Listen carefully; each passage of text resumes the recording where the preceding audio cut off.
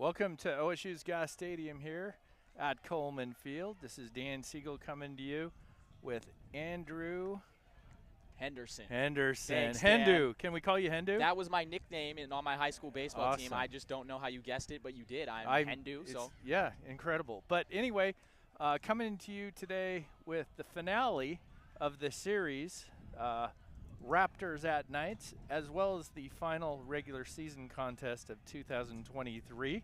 We're here today because Mike Parker is out, so pinch hitting is Hendu, Andrew Henderson, and I'll be here as his analyst here for the first couple innings. Dan Siegel, CEO, Knights Baseball Club. But Andrew, how did last night go? You pinch hit for Doc Parker, and I understand you did a pretty good job. How'd you feel about last night? I felt great. I had so much fun presenting the broadcast to all of you. Thank you for all tuning in on Joe Radio and the Knights live stream right now. Although I was a bit upset the Knights lost, it was a tough one. Only 2 hits last night for the Knights, which is just, you got to give it up to the Raptors pitching. I mean, the Knights are a great team, and they've been swinging hot bats all season, and the way that they were able to shut them down with only 2 hits was a great job. But coming in for the Knights, we had a quote from Ethan Hott in the postgame interview. That was not Knights baseball. He said that last night, and the Knights are looking for vengeance today in the regular season finale, looking to cap off the season with some good momentum. With a W? Well, that's good to hear. You know, one thing, the Raptors are a quality ball club. You know, they were the first half champ. Knights have played well. We've hit really well with men on base, and you know, defended all season exceptionally and pitched well. Raptors are a quality club, and you know, the silver lining to last night was Bend, the Bend Elks, our longtime rival, beat Cowlitz to give us the second half championship, which allows us to host potentially 2 home games in the first round. So we'll start the playoffs up in Cowlitz at David Story Field in Longview, Washington on Tuesday. And then it comes back for Game 2 to Goss Stadium Wednesday, August 9th. And then if necessary, a Game 3, Andrew, is here at Goss. So the home field advantage is key. And then if we advance into the semis, we host Saturday's game because we would play either Ridgefield, who we're playing today, or the Portland Pickles because they're matched up in the other WCL South Divisional Series. Yes, Dan, well said. It's going to be really exciting. Playoff baseball, I mean, fans are just accustomed to it here, the way this franchise is run. 6 straight titles. The chase for 7 is on. Speaking of fans, it is Fan Appreciation Day on the final game of the regular season. Fans are looking happy out here. There's going to be some gifts given out by Mac the Knight and Lil King. It's just going to be a good one, man. What do you think about that? Well, just, you know, we got a great fan base, and, you know, they've been coming out all summer long. Last night, we had a sellout. 3,085 were here to watch the Knights, and we had a spectacular fireworks show. It was a wonderful evening. The weather was great. Today, you know, it's a little warmer. 82 and mostly sunny today. Not bad. Wind's blowing in, so yeah, we'll see how that affects the ball. It's comfortable, but yeah, it's, you know, when you conclude a regular season, it's the right time to show gratitude for your fans. And you know, yesterday our host families, we recognize them. They're just they're so critical to our success. But yeah, so it's great to have you here, Andrew. You know, it'll be neat to have Mike back for the playoffs. But it's Andrew Henderson today on our live stream and on KGO 1240, and I'll add some flavor if I can, Andrew. A lot of flavor, Dan. I'm always ready when my number is called. Okay. Ready to pinch hit. Well, I love it. He's a pinch hitter. And from what I understand, maybe 1 for 1 yesterday. But, yeah, tell us a little about today's lineups, Andrew. Today's lineups, a lot of the same for the Knights except the battery. We have Tyler Howard behind the plate instead of Anson Arrows, who caught and did a great job for the Knights last night. And then on the mound for the Knights, we have tall pitcher Max DeBeck. Max DeBeck is coming into the season with 29 in the 3rd inning pitch. That's one of the top on the Knights, and a formidable 3.37 ERA. We will get lineups and first pitch after the pregame show. I interviewed Phoenix Call, and it was a great one. Phoenix Call is going to be a future Big Ten baseball player with all the conference changes. Well, Pac-12 next year. Pac-12 next year, and then the year after that, and throughout his college career, the Big Ten. It's just crazy with the conferences, Dan. What do you think about that? Well, I don't like it, but it's what it is, you know. There's nothing that we can do about it as fans. We just have to you know, the development piece, you know, the business we're in, we just got to accommodate our partner programs and make sure we're doing the same things, you know, regardless of what conference they're in. I grew up in the Portland area, so big Pac-12 guy, so it's painful. And with Corvallis here, with the Knights being in Corvallis, it's sad what's going down. But yeah, control the controllables, though, right, Andrew? Yep. I mean, you do the best you can under the circumstances. Yep. With that being said, we'll head into a 2-minute commercial break and then the pregame show with Phoenix Call on the Knights live stream in 1240 Joe Radio.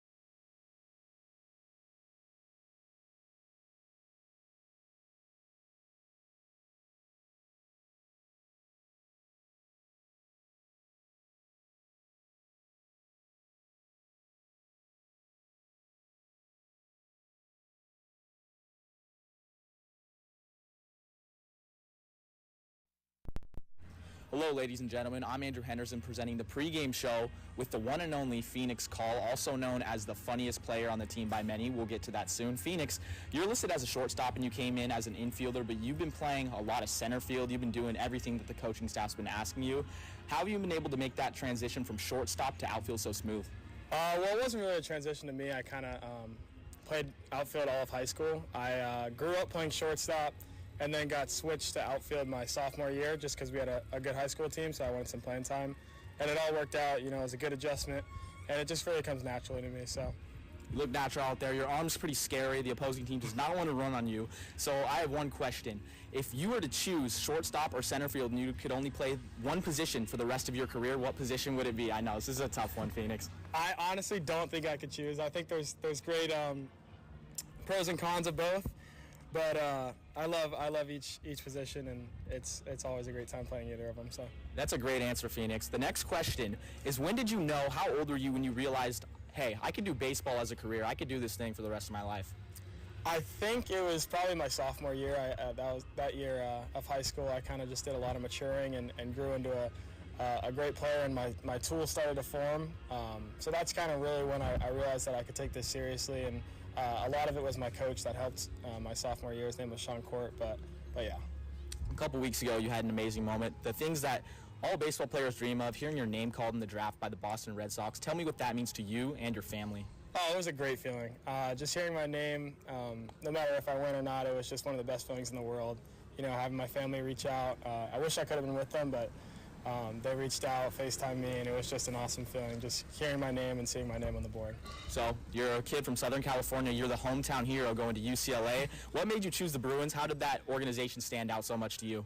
Just the coaching staff and the opportunity for development. I think that they're going to develop me into hopefully a first rounder, and the coaching staff just really stood out to me over other schools. So. Phoenix, as of 2024, you're not going to be a Pac-12 player anymore. You are going to be a Big Ten baseball player. What does that mean to you? Are you looking forward to that? I mean, yeah, obviously looking forward to it. It's crazy what's going on right now with the conferences, but I'm just looking forward, to it and just keeping a positive mindset about everything. So, are you looking forward to travel all the way across the country? Are you a big travel guy? Do you like plane flights? Because you're going to have to get used to those. I love traveling, actually. I think it'll be a great experience, and just baseball can take you anywhere. So I think, having the opportunity to travel with baseball is just such a great thing. Going forward, what's the part of the game that you need to improve on the most? I'm not sure. I think there's lots of work on, but just taking it step by step and just focusing on things one step at a time. I think my coaches at UCLA are going to help me a lot, and just doing what I do best, and that's just being athletic and just staying who I am as a person. Phoenix, what makes you the funniest player on the team? Could you explain? I don't know, honestly. I think there's a lot of other funnier guys, so it's a good competition, but I'm not sure why I got voted that. That's a great answer, Phoenix. So do you think that being funny, staying loose, do you think that helps you stay cool while you're playing the tough game? I think it's just staying loose just helps so much. Just staying smooth and not thinking too much, because it is just a game. Once you get too caught up into it, then you don't tend to play well. So for me, it's just having fun and enjoying every single moment I can. That helps me really, stay loose and play well. Ladies and gentlemen, I'm Andrew Henderson alongside with Phoenix Call for the pregame show, future Big Ten baseball player, and we'll see you all in 2 minutes on the Knights live stream in 1240 Joe Radio.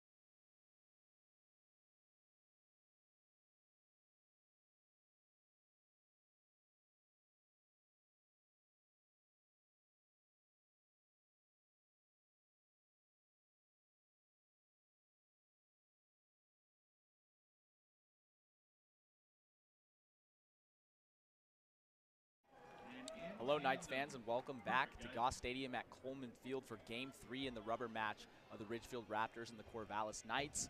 Max DeBeck is toeing the slab today in Corvallis, the Knights' starting pitcher. Again, let's go over his stats real quick. 29 in the third innings with a 3.37 ERA.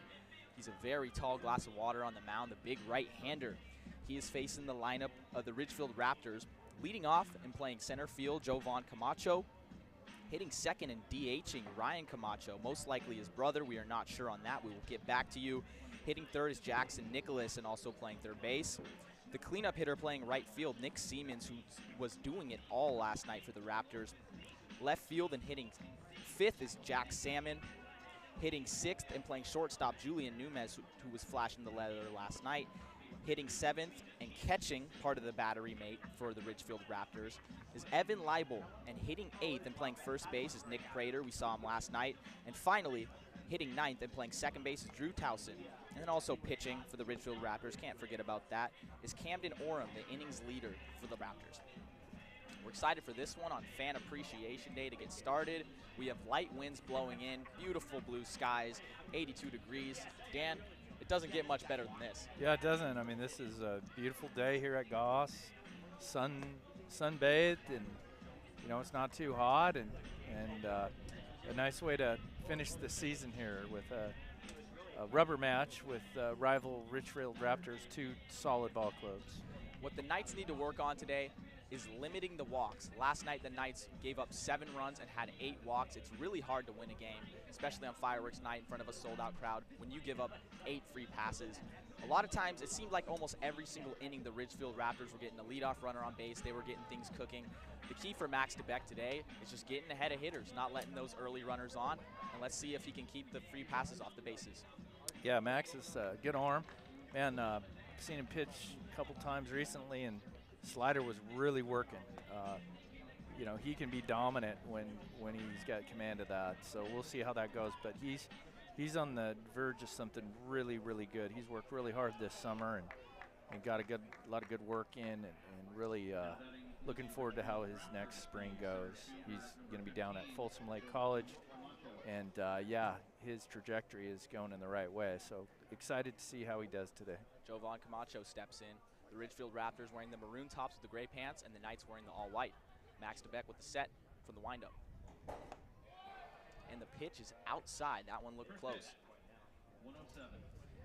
Down the third baseline for the Ridgefield Raptors, head coach Chris Cotta, who's done a good job coaching this team. And the next pitch on the way. And that is roped up the middle for a base hit, exactly what the Knights didn't want to happen. Another leadoff runner. It feels like it's just carrying in from yesterday for the Ridgefield Raptors. Yeah, the Raptors swung it pretty good yesterday, and they swung the bat fairly well on Friday as well. Good hitting team. That's kind of their strength. Good pitching team, too. We saw Brock Gillis on the mound yesterday from UP. Their starter went 3, and his slider was working. There is a reason why they were in first place in the first half. Now Ryan Camacho steps up to the plate as the designated hitter. 0-0 pitch on the way. In there for a strike, off-speed hits. The first off-speed of the day for Max DeBeck looks great. Both games of this series, in Game 1 and in Game 2, were decided in decisive fashion with the Knights winning big and then the Raptors winning big. We'll see what happens here in Game 3. The 0-1 pitch. Here's that slider. Hello. For those watching on the live stream, again, just as we shared yesterday, we don't have a center field camera, unfortunately.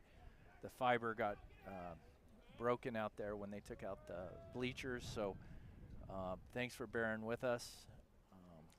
We're hoping to get that fixed, spliced by the playoffs. There's a good fastball just out right there, Andrew. Yeah, I was just out. The zone is looking a little small from what I can see so far tonight. Very stark difference than last night's game where the zone was kind of opened up and a little confusing to hitters and pitchers. That makes the count 2-1.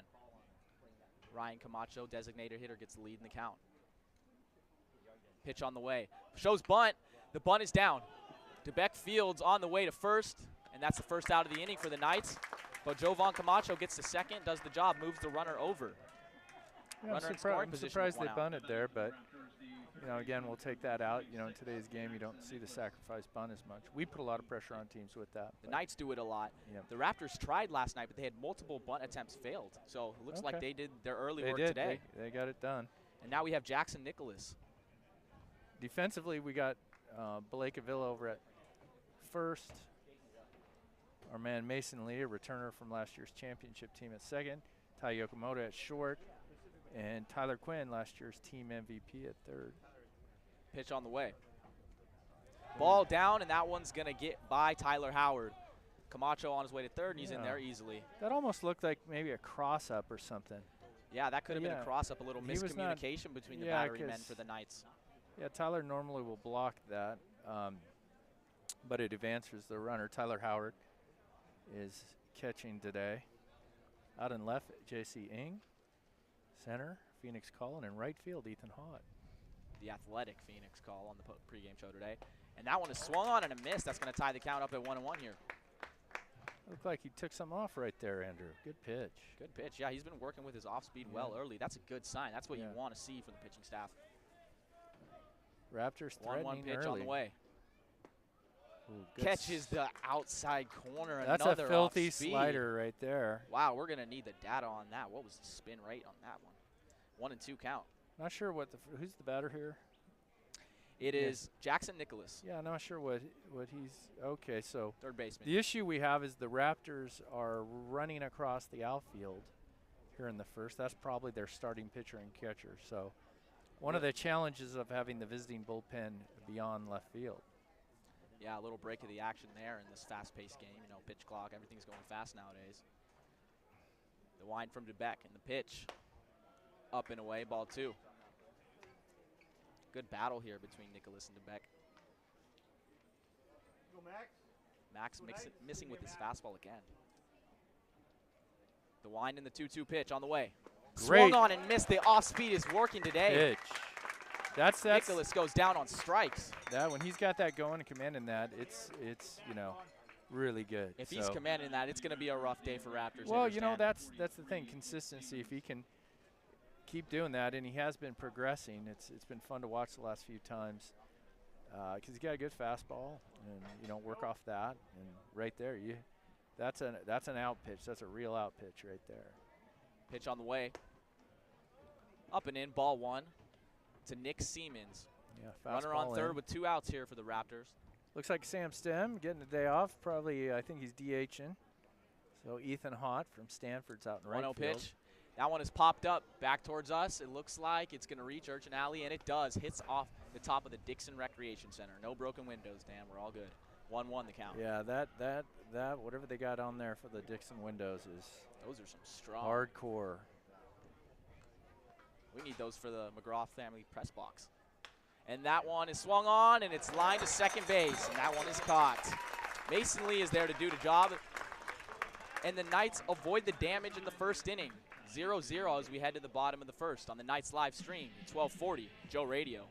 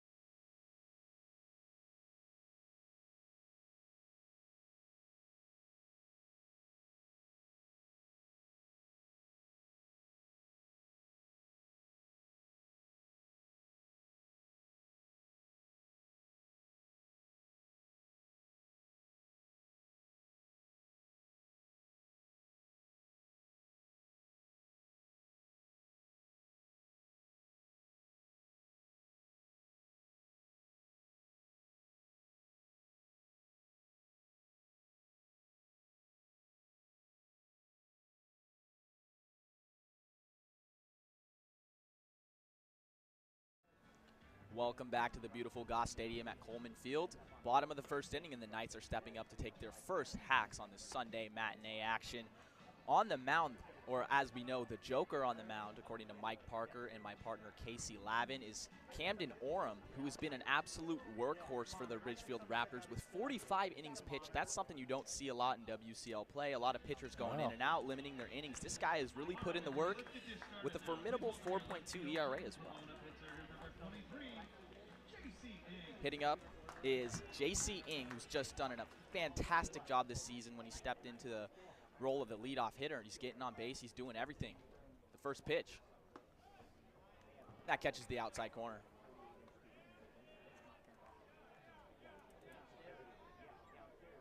Oh, 1 to Ng. The wind. And the pitch misses. That one skips just before the plate. The plate that got put in place in 1907. Yes, ladies and gentlemen, that plate has been at Goss Stadium since 1907. Andrew, JC has walked a team-leading 43 times this summer. That is exactly what you want from a leadoff hitter. And the pitch that's grounded right back to the pitcher. Orm's there, and he scoops a little toss to first, and that puts J.C. Ng away for the first out of the inning. Yeah, JC embraces his role as leadoff hitter. I talked to him in a post-game interview, and he says he loves it. He loves getting on base, doing whatever he can for the team, you know, to help the team win, and he's been doing that. And now stepping up to the plate, Tyler Quinn, also known as TQ. That's what we call him up here, TQ, the great defensive third baseman. But don't forget, he has a nice bat, too. The 0-0 to Tyler Quinn. Tyler's That's hitting in there for a strike. 292 with 11 doubles, 4 home runs, 35 RBIs. 4 home runs, tied for the team lead. Yep. Tyler Quinn going to the University of Utah in the fall. Had a really good career at Pacific University. He led the Boxers to a couple Northwest Conference championships. 1-1 the count. Pitch on the way. A bunt popped up, and that is caught. Caught by the catcher, Evan Leibel, and that's the second out of the inning. So it's looking like roles reversed today. The Raptors are getting down the bunts, and the Knights are not. And that brings up Sam Stem. As mentioned earlier, Stem is DHing, getting the day off in the outfield after playing a lot of games over there in right, doing a great job. Giving his legs a rest and just focusing on hitting. Sam Stem coming into Gonzaga. I had a chance to speak with his grandparents. Great family. Pitch on the way outside. They're just so proud of him going to Gonzaga. He's excited. He's excited to take his hacks in college. It's just going to be a great time as the first pitch misses. 1-0 the count. The wind and the pitch to Stem.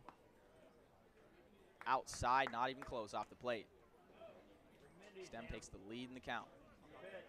Looking for a pitch to hit here. Probably sitting fastball. The wind and the pitch.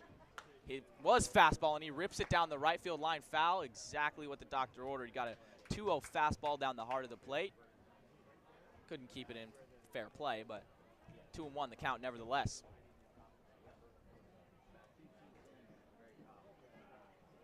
As Orem comes set. The pitch is grounded right back to Orem again. He will scoop it to first, and another three weak contact balls in the inning for Orem. A great job on the mound. And that'll retire the Knights in the bottom of the first. We'll head to the top of the second. 0-0 between the Knights and the Raptors on the Knights live stream at 1240 Joe Radio.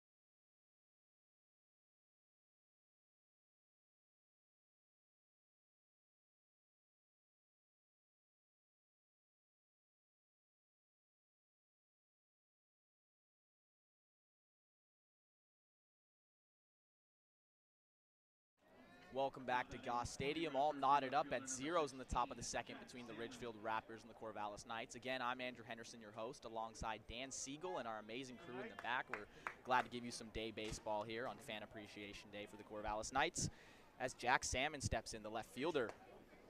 And that one is just a bit high. 1-0 count. Salmon's hitting 243. He's played in 39 games. 1 home run, 14 RBIs. 14 runs batted in is pretty good. And that's swung on and grounded down the right field line foul. First base coach almost makes a play on it. Looks like he stepped out of the way. No glove on him. Yeah. Again, if you're watching on the stream, we lost our center field camera. Hope to have it back in the playoffs. The fiber optics got broken. 1-1 pitch. It swung on another off speed. We just keep saying it. We keep raving. But as we're going to Sammy splice steps out that of the thing up, box. Andrew. Splice it up, hopefully for the postseason, so we get that center field camera going. It's really unfortunate to all of you watching the stream. We pride ourselves on a quality broadcast, but things you can't control, the OSU construction, cut the fiber optic cable, 1-2 pitch on the way. Upstairs, 2-2. It's just something you got to deal with, but we still have a great stream we're going to try to fix it. We're still talking to you guys on the radio, Joe Radio, of course. Yep, and Mike Parker will be back on Tuesday. We're excited about that. The pitch, grounded to first base. Another good slide piece from DeBeck. He's really commanding that today, Andrew. Yeah, Blake Avila makes the easy play. That slide piece just again and again. He's just really leaning on it right now. And, hey, if it's working, keep using it. Julian Nunez, the shortstop, stepping up to the plate, who played amazing defense yesterday. It just felt like he was a magnet getting every single ball, and he is just so smooth over there at short. You got to love a great defensive shortstop hitting 6th in the order. The first pitch, it's down and away. 1-0. DeBeck working at a great pace right now. Really feeling that off-speed pitch as he goes into the wind. Pitch up and in. A little breeze coming here now, Andrew. That feels good. Yeah, that wind is blowing straight in, so balls popped up in the outfield most likely. Going to be hard to get out. Yeah, good day to pitch. Great day to pitch. 2-0. High, 3-0. Max DeBeck on the verge of losing Julian Nunez here. I like it when pitchers take a little breather, just kind of reset themselves. Exactly. Slow down the game a little bit. Slow the game down. That's what we always find a new rhythm. Talk to the guys about. Slow the game down. Casey and I were talking about that last night. Pitch on the way. That's ball 4. Walks him on 4 pitches. Nunez, the runner on. Now we see the catcher, Evan Leibel, who did not catch yesterday, in the lineup today. Number 31. Big left-hander. Yeah, the Raptors open up at Walker Stadium Tuesday against the Pickles, and then the Pickles head to the RORC on Wednesday for Game 2. Knights go to David Story Field on Tuesday and come back here on Wednesday. Pitch. Misses down, and that gets past Tyler Howard again. Nunez will get to second easily. Runner on second with 1 out. Yeah, we were just at Walker Stadium. A lot of Knights fans traveled up to that game, and it was just a great showing for the Knights. A sweep against the Portland Pickles at Walker. And swept them for the whole series. Bit of 6-0. 6-0, a little bit of social media trolling on both sides. You got to love it, the new digital age, Dan. Yeah, you kids like it. I love it. The 1-0 pitch coming from Max DeBeck on the way to Evan Leibel. And that one is smashing to center field, and that's going to drop in front of Phoenix Call. He's going to throw it in, and Nunez will stay at third. Again, the arm of Phoenix Call making a difference. Runners on the corners. The Ridgefield Raptors have something cooking with 1 out here. First baseman, Nick Prater, steps up to the plate. Not the end of the world for the Knights. Still 0-0 and 1 out with the runners on the corners looking for a roll-up double play ball. And just looking at Evan Leibel, probably not the best speed, big catcher behind the plate. We'll see if the Raptors send him here, if Coach Cotta's aggressive. They have been aggressive in the last few games on the base paths. The 0-0 from DeBeck. Way out. Tyler Howard with the backhand. 2 balls that have gotten past Howard tonight. The first one may have been a cross-up, and the second one just looked in the dirt, and Howard was unable to get there. The 1-0 pitch, runners on the corners, 1 out. 0-0 game in the top of the second. On the way from DeBeck. Gets the inside corner with the off speed again. 1-1 the count. Doesn't seem like the Raptors will be going here, sending the runner from first base, which is Evan Leibel, the catcher. The 1-1 pitch coming from DeBeck. Ball outside, misses again, 2-1. Big hitters count here. Yeah, he needed that pitch right there. Max was highly touted out of high school, signed with University of Washington, had an injury, transferred to Texas A&M, redshirted at A&M last year, and next spring he'll be at Folsom Lake College in California. 2-1 pitch on the way. So. There's a good pitch. And just misses on the outside corner. I bet Max DeBeck wanted that one. I think a couple of the fans wanted that one as well. That one was close. 3-1 the count. And Dan, with the transfer portal nowadays, I mean, players get an opportunity to really find the coaching staff they like, and it's a great opportunity for players to get exposure and really find a place that they love. A lot of the Knights players have hit the portal and found coaches that wants to take their talents. 3-1 pitch to Prater on the way. And that is hit into right field, and that's going to get out. He went a 3-1 breaking ball there. Interesting. Yeah, 3-1. It's just he's having command of it. Yeah. If that's your command pitch, you're going to go to it in a tough count like that. Yeah. I wonder at this point if the Raptors are going to start I expecting that. Well, I think the Ridgefield's going to run here. First and third, nobody out. 3-2 count. 3-2 count. My guess is they put Leibel in motion over there on first. Max Beck looks back to the runner at first. Comes set. 3-2 pitch. The payoff on the way. Hit into right field again. Same spot. Foul right in front of the Omaha room. Lucky fan on Fan Appreciation Day, getting all the love over there. 2 balls caught by a couple of fans. Always love going home with a new souvenir. As Nick Prater spoils another good pitch by DeBeck, he's just making him work continuously. The Raptors have done a great job of that all series. Another payoff pitch on the way. Swung on and missed the off-speed again. Great 3-2 pitch right there. That's a gutsy pitch, 3-2 change, and it paid off for him. And now 1 pitch, he could be out of it with a double play, Andrew. 2 outs, actually. He could be out of it with 2 outs? anything. Oh, that was a huge I got to pay pitch. attention. I need to lock in, as Uni would say. Uni always says, stay on it. Focus. Focus with a K. With a K. I say focus with a K. You say focus with a K. Okay, yeah. That's a Dan thing. That's a Dan thing. Got it. All right. 2 outs. Drew Towson, the 9-hole hitter, comes up to the plate. Second baseman. Runners on the corners. Pitch from DeBeck. Strike. Good fastball right there. Down the plate. 0-1. Quickly gets ahead. Now he can do a lot of things here. Go back to that off speed. Rip down another fastball with command. 0-1.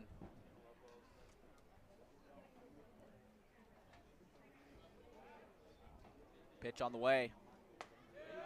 Just misses. A little up. Crowd's starting to filter in here, Andrew. It's Sunday afternoon baseball. It's kind of tough at this park because there is no shade at all. No shade whatsoever. Except we're under a tent, which we is are just under amazing. a tent, which is Shout not out a bad to Casey thing. Lavin. Thank you, Casey. 1-1 pitch, but yeah, it is a good turnout today considering the weather, and that's hit down third baseline foul. You got the concrete. You got the turf. You got these. It is just hot. Bleachers here that just radiate. I mean, you know, we could use a little paint on those. Well, you know who the real ones are, Dan. The people that come out on a Sunday matinee game and they come to see the Knights. They love their Knights. They do. 1-2 pitch on the way from Max DeBeck. Great pitch. Oh, he got him again on the off speed. A little half swing. He needed a map on that one. Drew Towson sit him down and walk him back to the dugout. Max DeBeck gets out of trouble again. We head to the bottom of the second in a 0-0 game between the Ridgefield Raptors and the Corvallis Knights. We'll be right back in 90 on the Knights live stream in 1240 Joe Radio.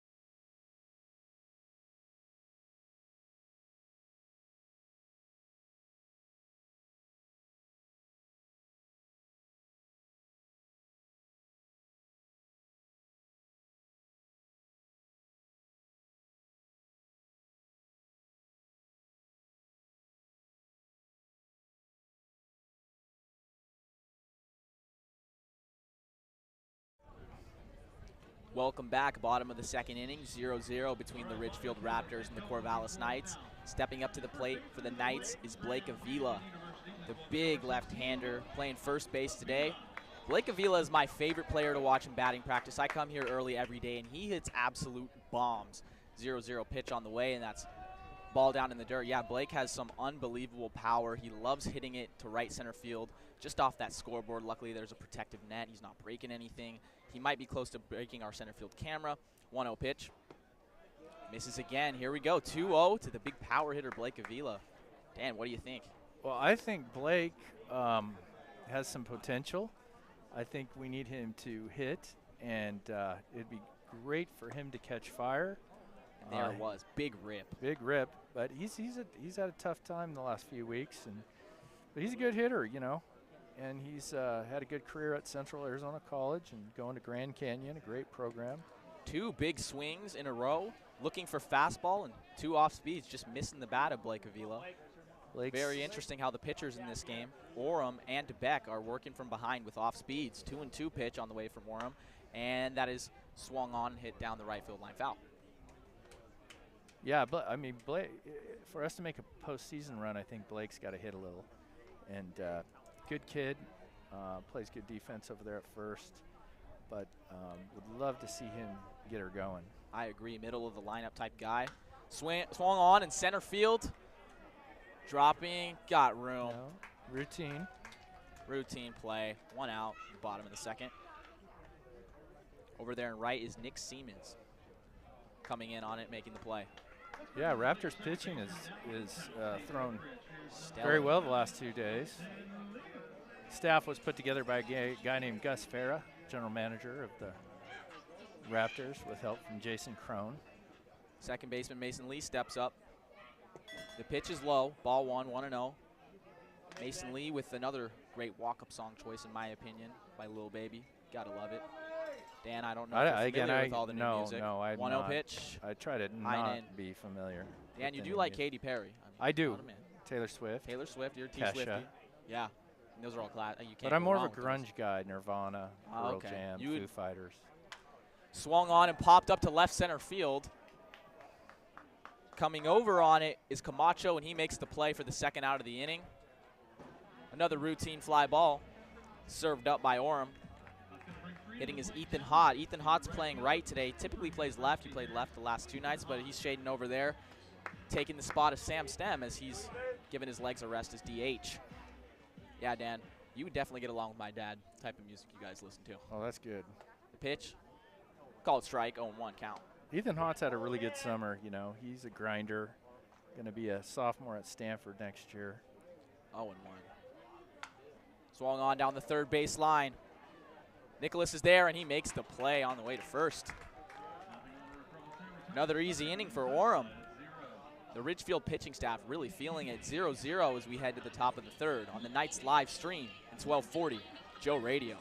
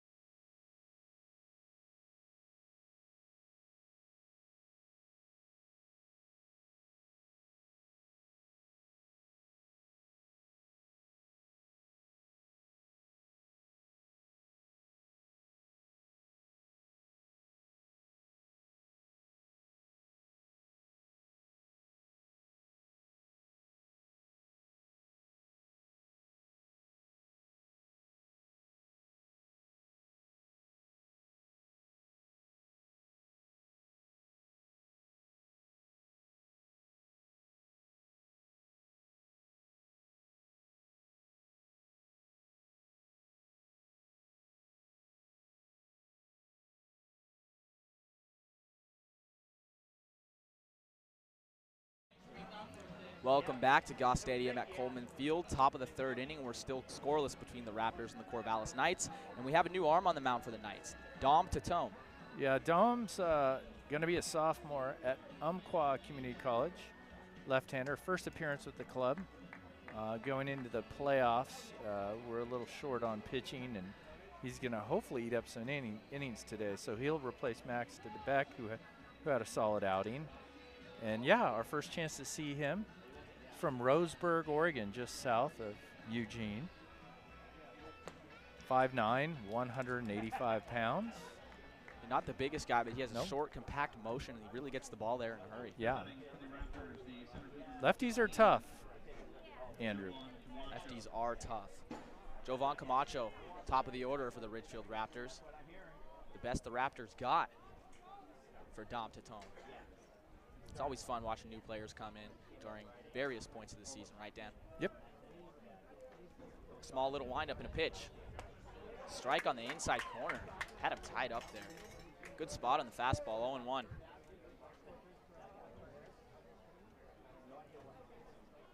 Oh, 0-1 pitch. Swung on, hit towards the left side. Is that one going to stay in? TQ goes over, and that one will just get out.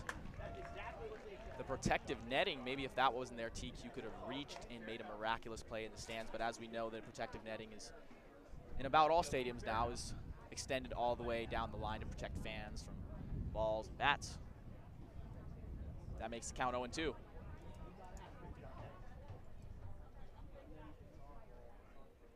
Swung on and missed. First batter, first strikeout for Dom Tatome. Climbs the ladder, makes Camacho chase that one. And now another Camacho steps up to the plate, this time being Ryan, and he is not the center fielder, he is the designated hitter.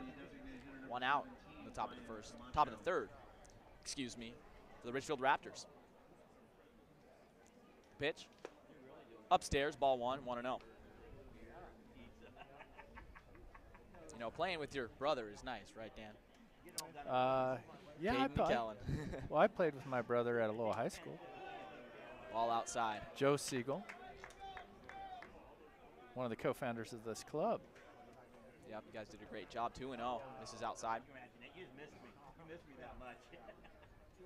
The pitch, upstairs, 3-0. After a quick first at-bat, quickly falling behind, 3-0. Yeah, not a lot of action on the Knights side, obviously, no hits. And on the Raptors side, they strike one. Threatened in the first and second, but we're scoreless here in the top of the third. Yeah, Max DeBeck getting out of some tough situations with runners in scoring position. He did a great job in the crunch time. Swung on, popped up, foul. That one will land against Dixon Recreation Center, against the window that we were talking about earlier. Bend, but don't break. Those windows are strong. Tatome comes back, and now it's 3-2. The count is full. The payoff pitch on the way. Swung on and popped up, foul. About in the same spot. A lot of foul Off balls the today. Dixon window again, taking a beating. Spoiled the good pitch.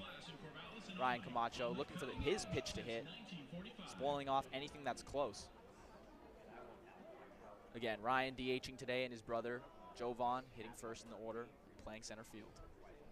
Going back-to-back with your brother would sure be awesome.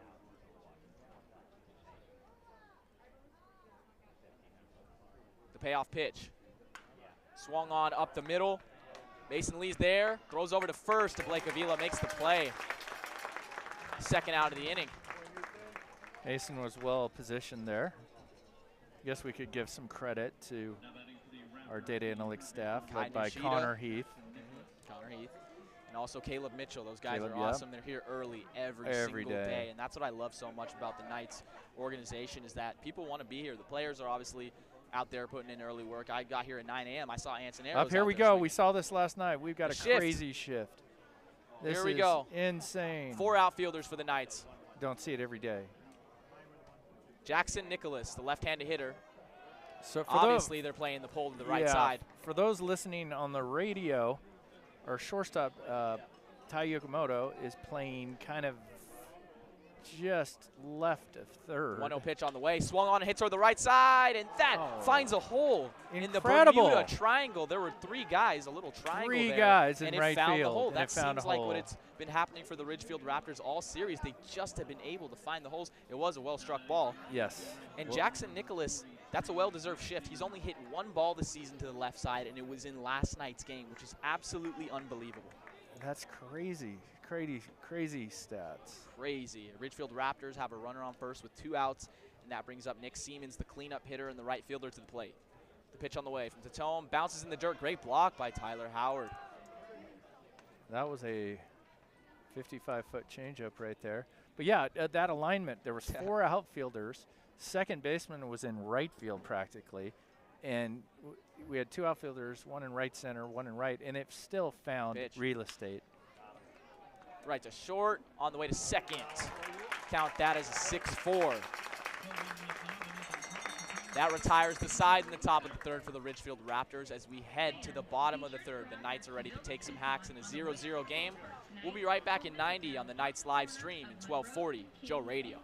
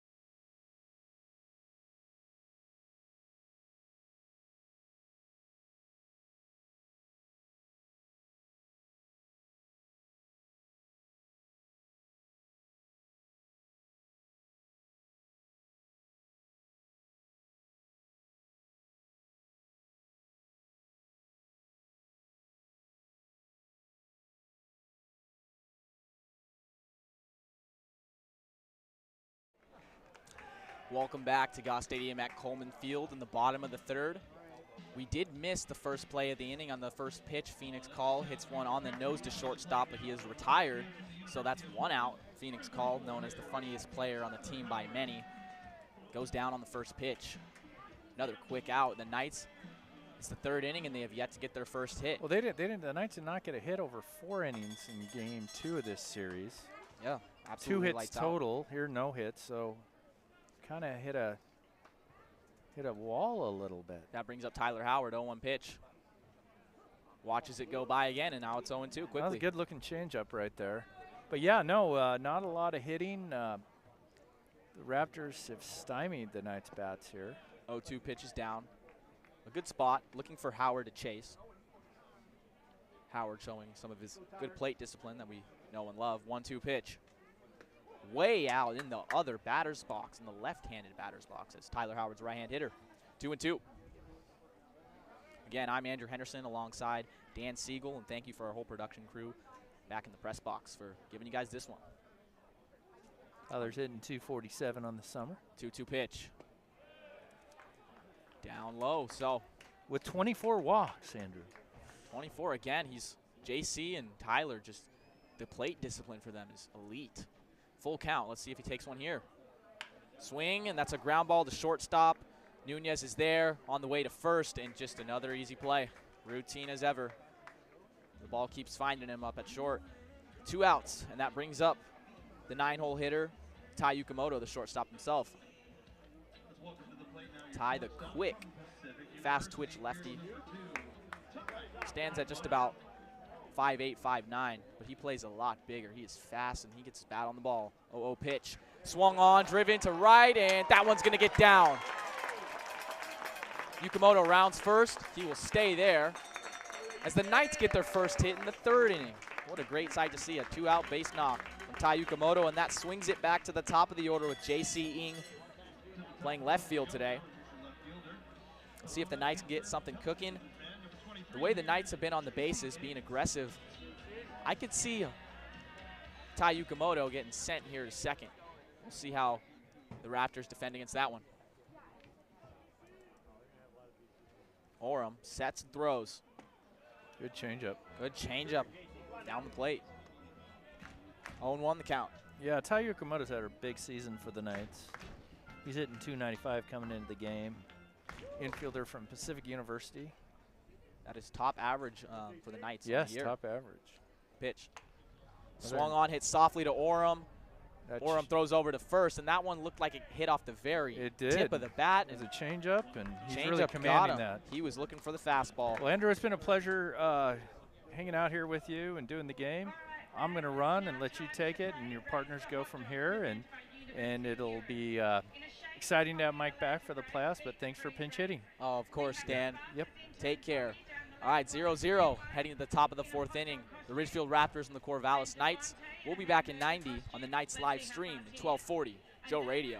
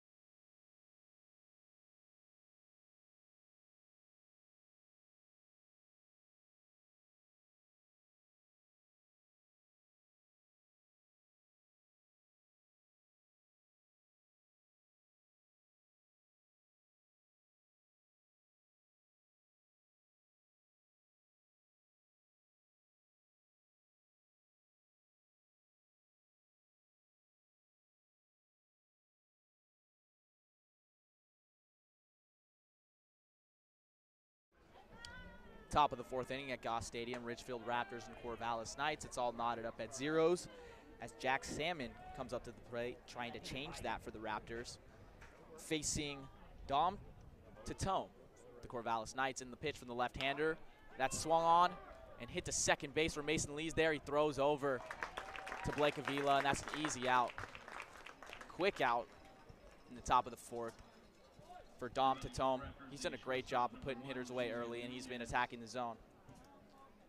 Now it's Julian Nunez, number 1, the shortstop, who's got, again, keep mentioning this, but a ton of action over there. Just a smooth fielder, smooth operator at shortstop. The 0-0 pitch.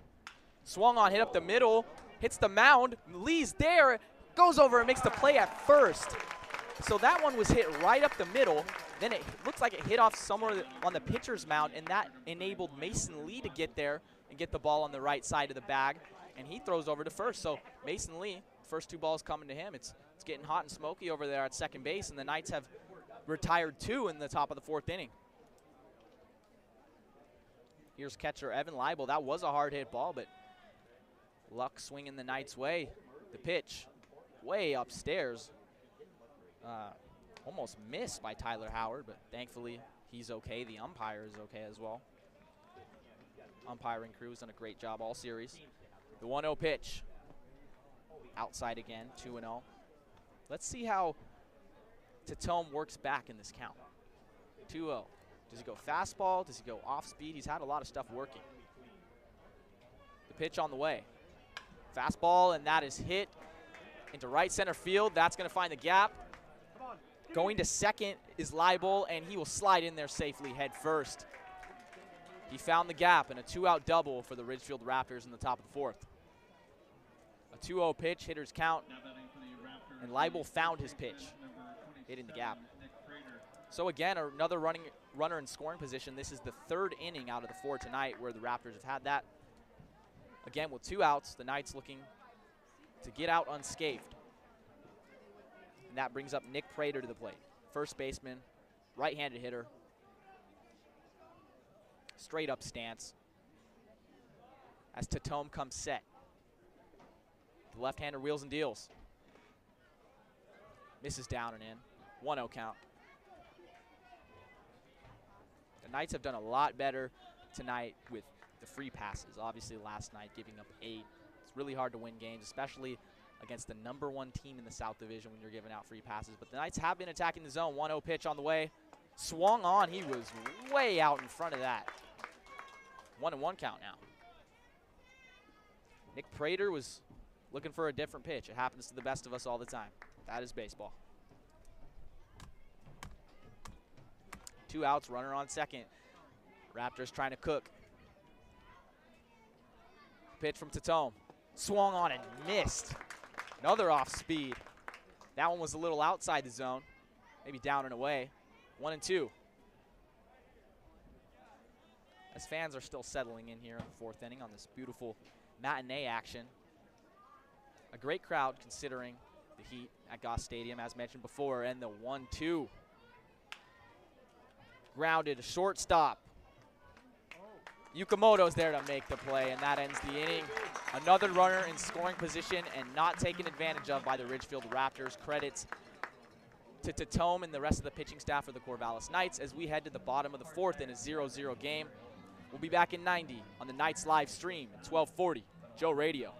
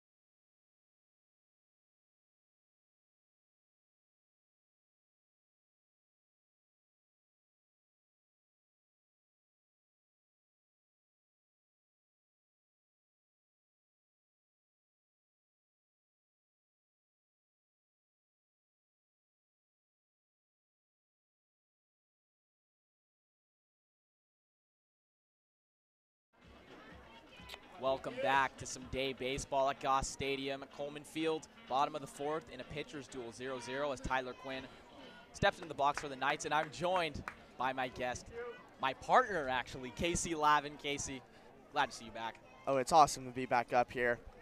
We're really taking advantage of these 2 days. Getting really to exercise our voices outside the press box. Feels nice. It's a hot day. We thank all of you for tuning in as the first pitch misses into the other batter's box, way out. Camden Orem still on the mound. And the pitch, just in there for a strike, 1-1, but it's been amazing. Thank you all for tuning in on Joe Radio and the Knights live stream. Especially these games mean a lot going down the stretch of the season. 1-1 pitch. Grounded down the third baseline. Nicholas is there to make the play. Throws over to first, and that'll retire Tyler Quinn. That was a good play, ranging to his backhand. You had to get rid of it quick. Strong arm. Especially with Quinn's speed, you got to get rid of that quick, and he really showed off the cannon there. And on a turf field, you could really utilize one hops a lot of the time, too. And you're starting to see that now across the league with faster players. Players now utilize one hop to the first baseman. Or even if you're Alex Bregman, you're doing that to second base for double play. Swung on by Sam Stem, right back to Orem. That's the 3rd time tonight. He scoops over to first base, and that is the 2nd out. Just working quickly. I can't even get words out, Casey. I can't even listen to what you're saying because Orem's working so fast on the mound, and that's already 2 outs for the Knights. But that's been the story of the whole series. Raptors pitching has been able to command the zone, keep the Knights hitters off balance, and as we see, just producing tons of weak contact, only allowing 1 hit. And, yeah, that's why the Raptors have been so successful. 2 outs, bottom of the 4th, 0-0 game, Blake Avila. And that ball is low from Orem to Avila. Avila just an absolute monster. When he gets that barrel on the ball, it is going far. The power he generates. On the first at-bat, unfortunately, he was way out in front on multiple pitches, looking fastball, but didn't get it because obviously you don't want to serve up the fastball to this kid. The 1-0 outside. What do you see in Blake Avila's game? What do you like about him, Casey? I like his ability to really just right here take his time, even with a pitch clock. And we've been really beating the dead horse here on talking about this, but it's just huge, especially in this new pitch clock era, as players are having to find new ways to adjust. And right here, you're just constantly seeing Blake Avila step out, reset, and it's kind of like he gets his own batting stance before stepping into the box. Yeah, 3-0 to Avila. I totally agree with what you're saying. Orem's trying to speed him up. Blake's trying to slow him down. And we're seeing that right now as Orem with Avila just hasn't been as sharp. And I think Avila's plan here is to really just slow him down. As we see, Orem's just waiting there with his glove up. He just told him to get in the box. So, wow. Avila's trying to slow him down, and Orem is not liking it. And maybe the Knights should continue to do this. 3-1, hitters count on the way, and that's ball 4. Blocked Blake Avila. Another 2-out base runner. It's been the theme of the series, been the theme of the last 2 games for the Knights, getting base runners on with 2 outs. Now it's just all about scoring them, getting them over, and seeing what they can do. And if you're Mason Lee here, you take notes what Avila just did. You should take his time, which is exactly what he's doing right now. And as you see, Orem's starting to get impatient. He wants to go, but the Knights are slowing him down. Absolutely. Great stuff, Casey. Oh, pitch. Mason Lee takes outside for a ball. Here we go. Mason Lee already getting ahead in the count. Let's see if the Knights can get into the head of Canton. And I don't know if they talked about this earlier before the game or after last night, because the Raptors pitchers were totally in control all game yesterday. And maybe they met after and discussed, hey, we need to slow him down. And doing that right now, Orem looks uncomfortable, and he's getting impatient. As Mason Lee limps out of the box, unsure what happened. He fouled the ball off towards the Knights' dugout, and he looks like he's in some pain. The count is 1-1. He's trying to walk it out over there behind the batter's box. I'm unsure. The way he's limping, it looks like he may have hit it off his foot, but I don't think that's the case. Coach Knight comes in to talk to him. I don't think that's the case. He's trying to take practice swings. Coach Knight coming to check on him. He's still walking it out, trying to rub some dirt on it. The old saying is, we'll see. Coach Knight probably is walking up to tell him right now, like, hey, this isn't how we're going to slow down Orem, dude. Hoping Mason Lee is okay. Looks like just a minor injury. But as you see, I mean, there's always good baseball gestures. Is usually when a player fouls something off, the umpire or the catcher either calls time and goes and gives the pitcher a new ball just to kill time, get the hitter time to recover and reset. We'll see how Mason Lee recovers on this 1-1 pitch coming soon. Blake Avila over there on first with 2 outs, not a threat to steal. Maybe on a 3-2 pitch, but as of now, short lead over there at first. Mason Lee back in the box, 1-1. Set the pitch, way out. Good Orem backhand. just has not been sharp this inning at all. And I think the Knights have been doing an excellent job in just slowing him down. The first 2 batters went down quickly retired, but once Blake Avila got in there, started messing up the pace, he really hasn't. It's really changed his game.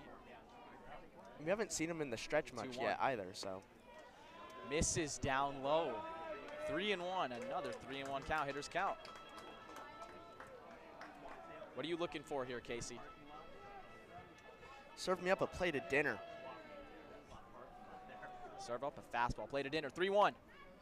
Strike. They had green beans. He said no. He didn't want the veggies. It's like, nope. Hey, Mom saying, hey, eat your veggies. No, Mom, I don't want to eat the veggies. I want to eat the ice cream, you know? Mason Lee wants to go Powtown here. The payoff pitch with 2 outs. Runner at first, 0-0 game in the bottom of the 4th. And he throws back to first to check on Blake Avila. I don't think Blake Avila was taking a lead at all. He was just standing there, dude. He was very close to the bag, but obviously going with 3-2 and 2 outs. It was just a little check-in on him. He would get booed at Yankee Stadium. Luckily, we're at Goss. 3-2 pitch, grounded to the left side. Nunez is there, makes the play on the way to first, but is not in time. And that'll get Avila to third. Runners at first and third. That was hit in between the third baseman and the shortstop. Nunez was able to get over there, ranging to his right, sliding backhand play. He got up and threw it to first, but it was not in time. A very tough play deep in the hole at short. So now, runners at the corners with 2 outs for Ethan Hott, with flashing lights by Kanye West blaring over the speakers. Gotta love it. And for the Knights, they gotta win this game. it's really important that you really end this series on a good note and you move into the playoffs with good momentum. And it's never good to go into the playoffs with a loss. You just never want that drawing over your head. So I think the Knights' game plan is they're here to win it. Never. You don't want that bad taste in your mouth. We were talking about veggies earlier. We were Yeah. talking about a lot of bad tastes. First pitch was a ball, 1-0 on the way to Ethan Hott. That one's upstairs. That was about eye level. Orem just looks uncomfortable right now. He's rushing it. Knights players are making him impatient, and maybe this is what the Knights have to do if they're going to win this ball game. Got to make him uncomfortable. Can't have him throwing comfortable strikes up there. 2-0. Ball 3. I would say Camden Orem has almost completely lost it now, Casey. Yeah, and I was just looking, and their catcher, Evan Leibel, he's just setting up down the middle, and Orem is just not hitting his spots. 3-0 pitch. Strike. That one gets a bad reception with the fans. That one didn't have to be. That one did not have to be, but it is, Casey. Goldfish, 10-second memory. 3-1. Runners at the corners. 2 outs, 0-0 game. Raptors and Knights. Pitch. And there we go. That's the walk that could have been called after the last pitch, but nevertheless, bases are loaded. The Knights are cooking up some dinner with 2 outs in the bottom of the 4th inning, and that brings up Phoenix Call. Super athlete, just freakishly athletic at shortstop, playing center field today. The UCLA Bruin, drafted in the late rounds of the draft to the Boston Red Sox, an incredible moment for him and his family. The 0-0 to Phoenix Call, misses again. So far, the past 3 hitters and now Call, Orem has fallen behind the count every single time. He's lost it. Wouldn't be surprised if a mound visit soon if anything else happens. Swung on to shortstop to Nunez. Nunez is there to make some play on the way to second base. And that is the end of the inning. A tough way to go out for the Knights, stranding and leaving bases loaded. 0-0, it's a real pitcher's duel out here. We're going to go to the top of the 5th between the Ridgefield Raptors and Corvallis Knights. 0-0, we'll be back in 90 on the Knights live stream in 1240, Joe Radio.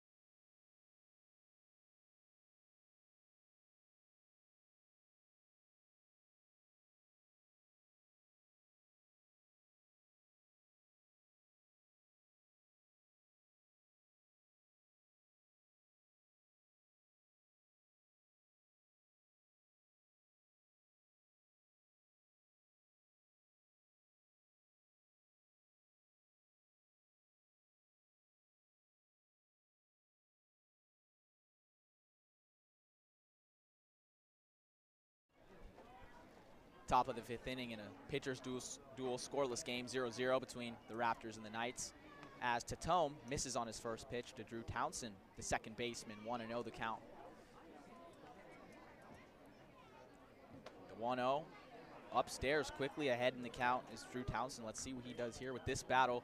Is he looking for that plate of dinner, Casey?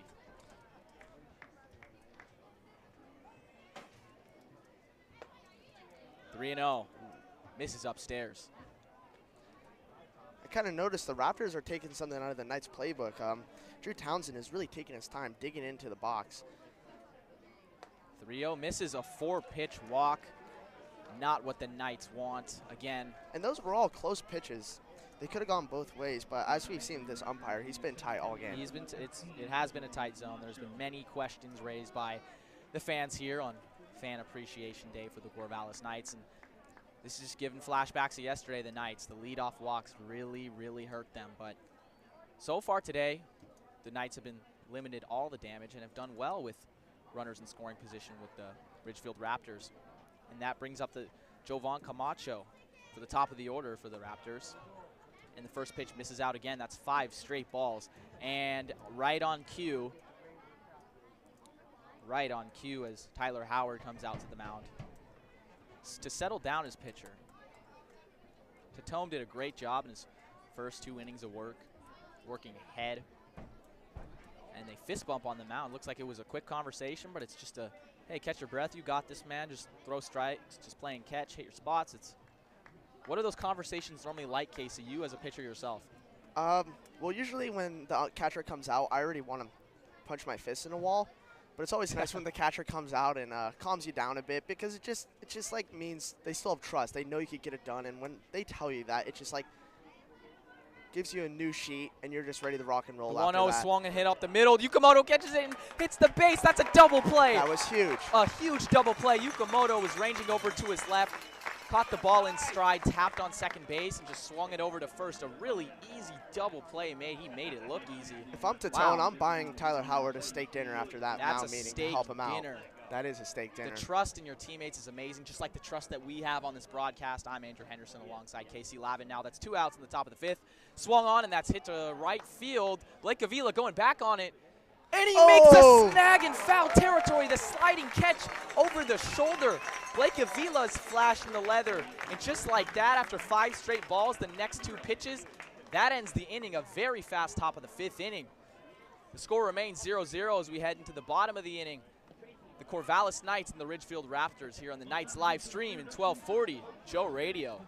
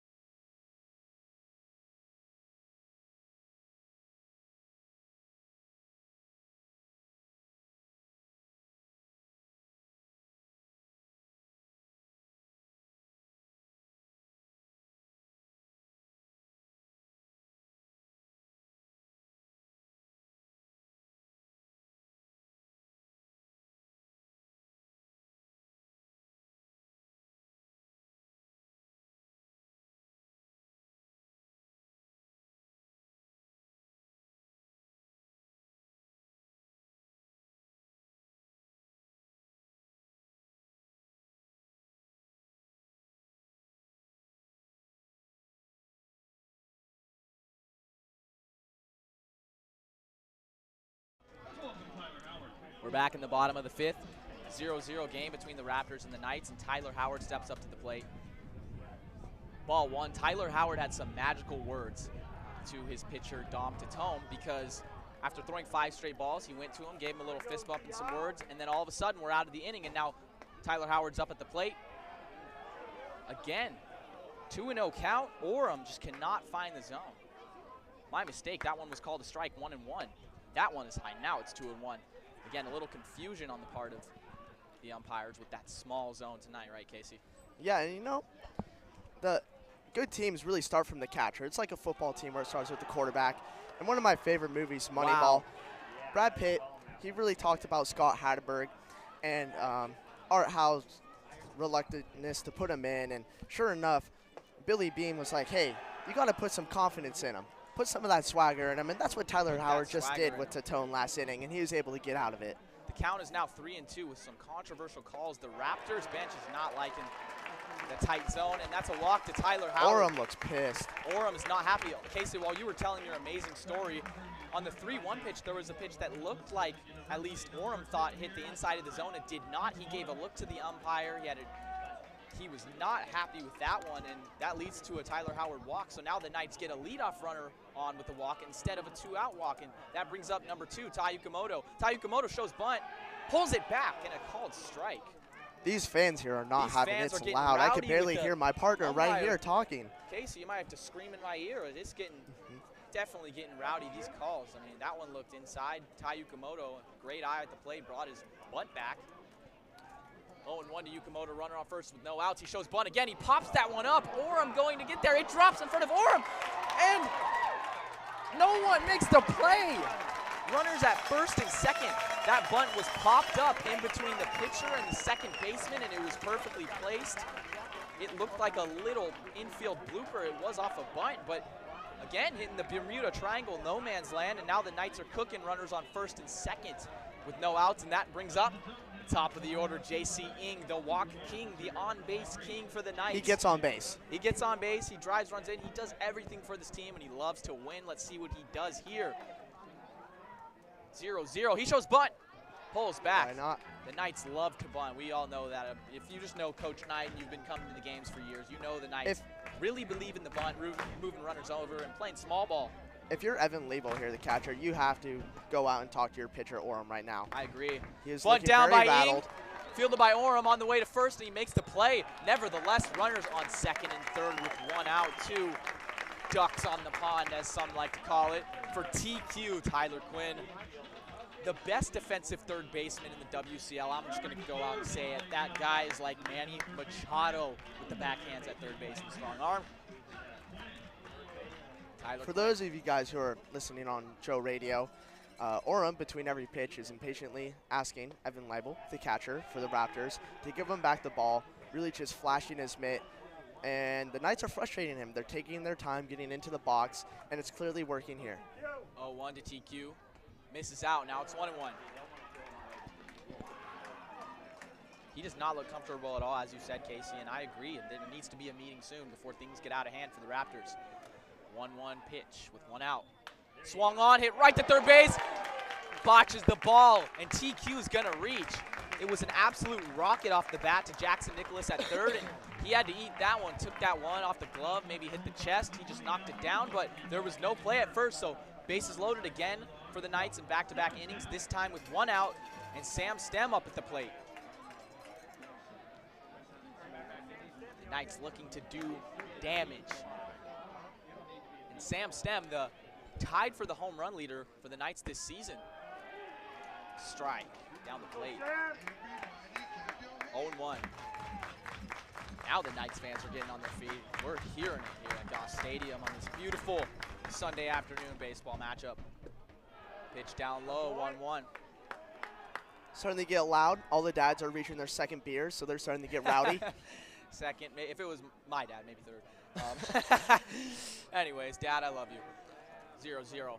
Score, 1-1 count. The pitch, swung and it's hit right back. Oh my gosh! Swung and hit back up the middle to Orem. He made the catch and throws over to third for the double play. Wow, that was an incredible play. What a way to get out of the inning for the Ridgefield Raptors, and that really swings the momentum. It was hit right back up the middle to Orem, a rocket. He just flailed his glove out, caught the ball, and fell over on the mound, and then threw over to third base to double him up, and that's the inning. I haven't seen anything like that in a long time, Casey, in my 20 years of age, and that retires the side. We'll be back in 90 in a scoreless game on the Knights live stream in 1240, Joe Radio.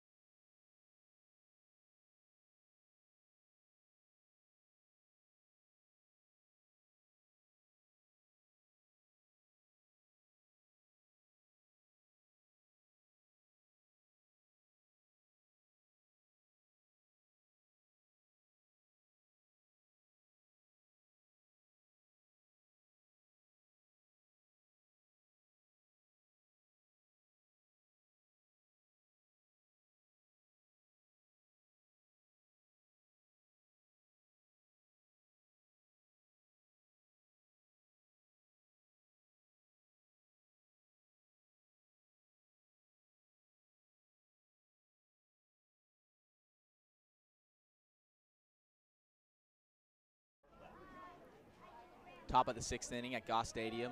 Knights and Raptors, all goose eggs, all zeros on the scoreboard. Jackson Nicholas hitting at the plate for the Raptors, and the pitch to him misses way upstairs. Jackson Nicholas, the third baseman, was a part of that crazy double play to end the bottom of the 5th for the Knights, doubling up the runner over there at third, and he comes in the box ahead of the count 1-0. Swung on and hit down the left field line. That's going towards the foul ground, and it will be foul. Oh, it looks like JC may have slow to get up there. Slow to get up, may have hit the wall. It looks like very reminiscent of a play we had last week where Ethan Hott was going over there towards the TNT Builders party deck, and he did crash into the wall and got a little bruised up. But thankfully, JC's up very fast, and everything's looking great. 1-1 count. To Jackson Nicholas, the pitch on the way. Strike. Wow, Casey, what do you think about this zone? I don't know what to think. For those of you guys who aren't aware or watching the live stream, it's really hard to see down left field, but for those of you guys who don't know, there's a brick wall as well as a little concrete pathway.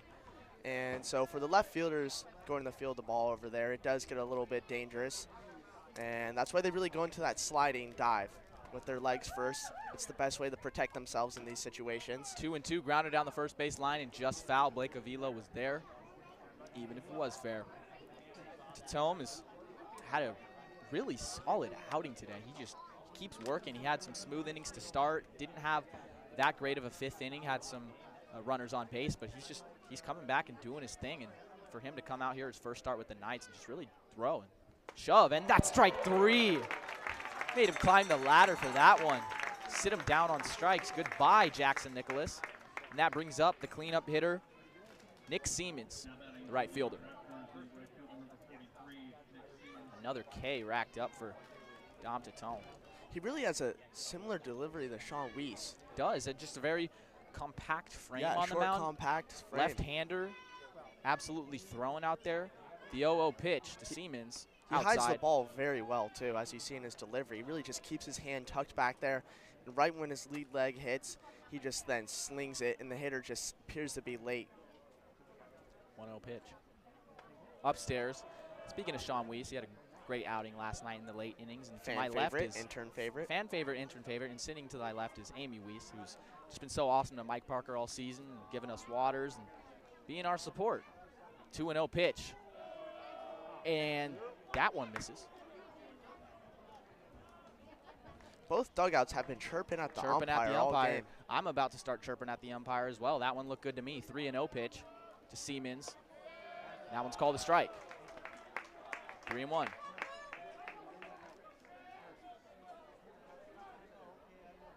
One out, top of the 6th. Scoreless game. Both teams have 4 hits. Pitch. Strike 2. Decisive pitch. 3-2 the count. The payoff is coming. Both teams have had innings with damage ready to be done, runners in scoring position, but getting out of tough jams has been the story of the day. 3-2, missed way up and out into the other batter's box, and that will be ball 4. Siemens will reach again. That brings up the 5-hole hitter, left fielder, Jack Salmon. We need the analytic crew to get a Brooke Knight speed on how fast the coaches walk out. Yeah, Brooke Knight heading to the mound right now. Speak with Dom Tatome. As he looks out to the bullpen, will there be a change? It's hard to see, Casey. Do you see anyone? Yes. Yep. I see a mystery man walking out. We will soon know who he is.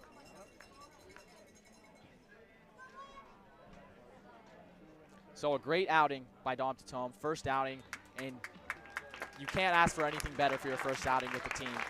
To really gain the respect of your teammates, go out there, throw, attack the zone, get out of some tough jams. And yes, he might not stand the tallest on the mound, but he plays a lot bigger.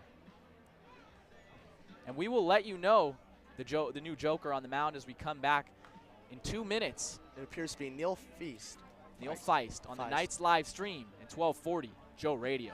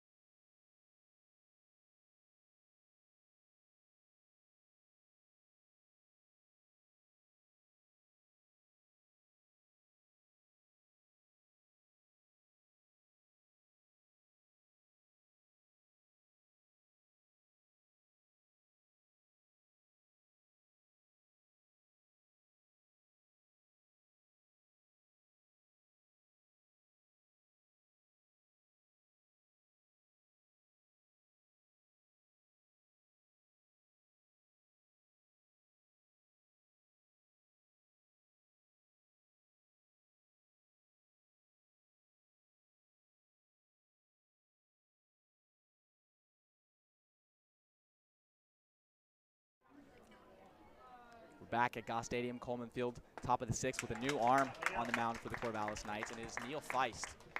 As Neil Feist gets a fastball in there for a strike, 1-1 the count.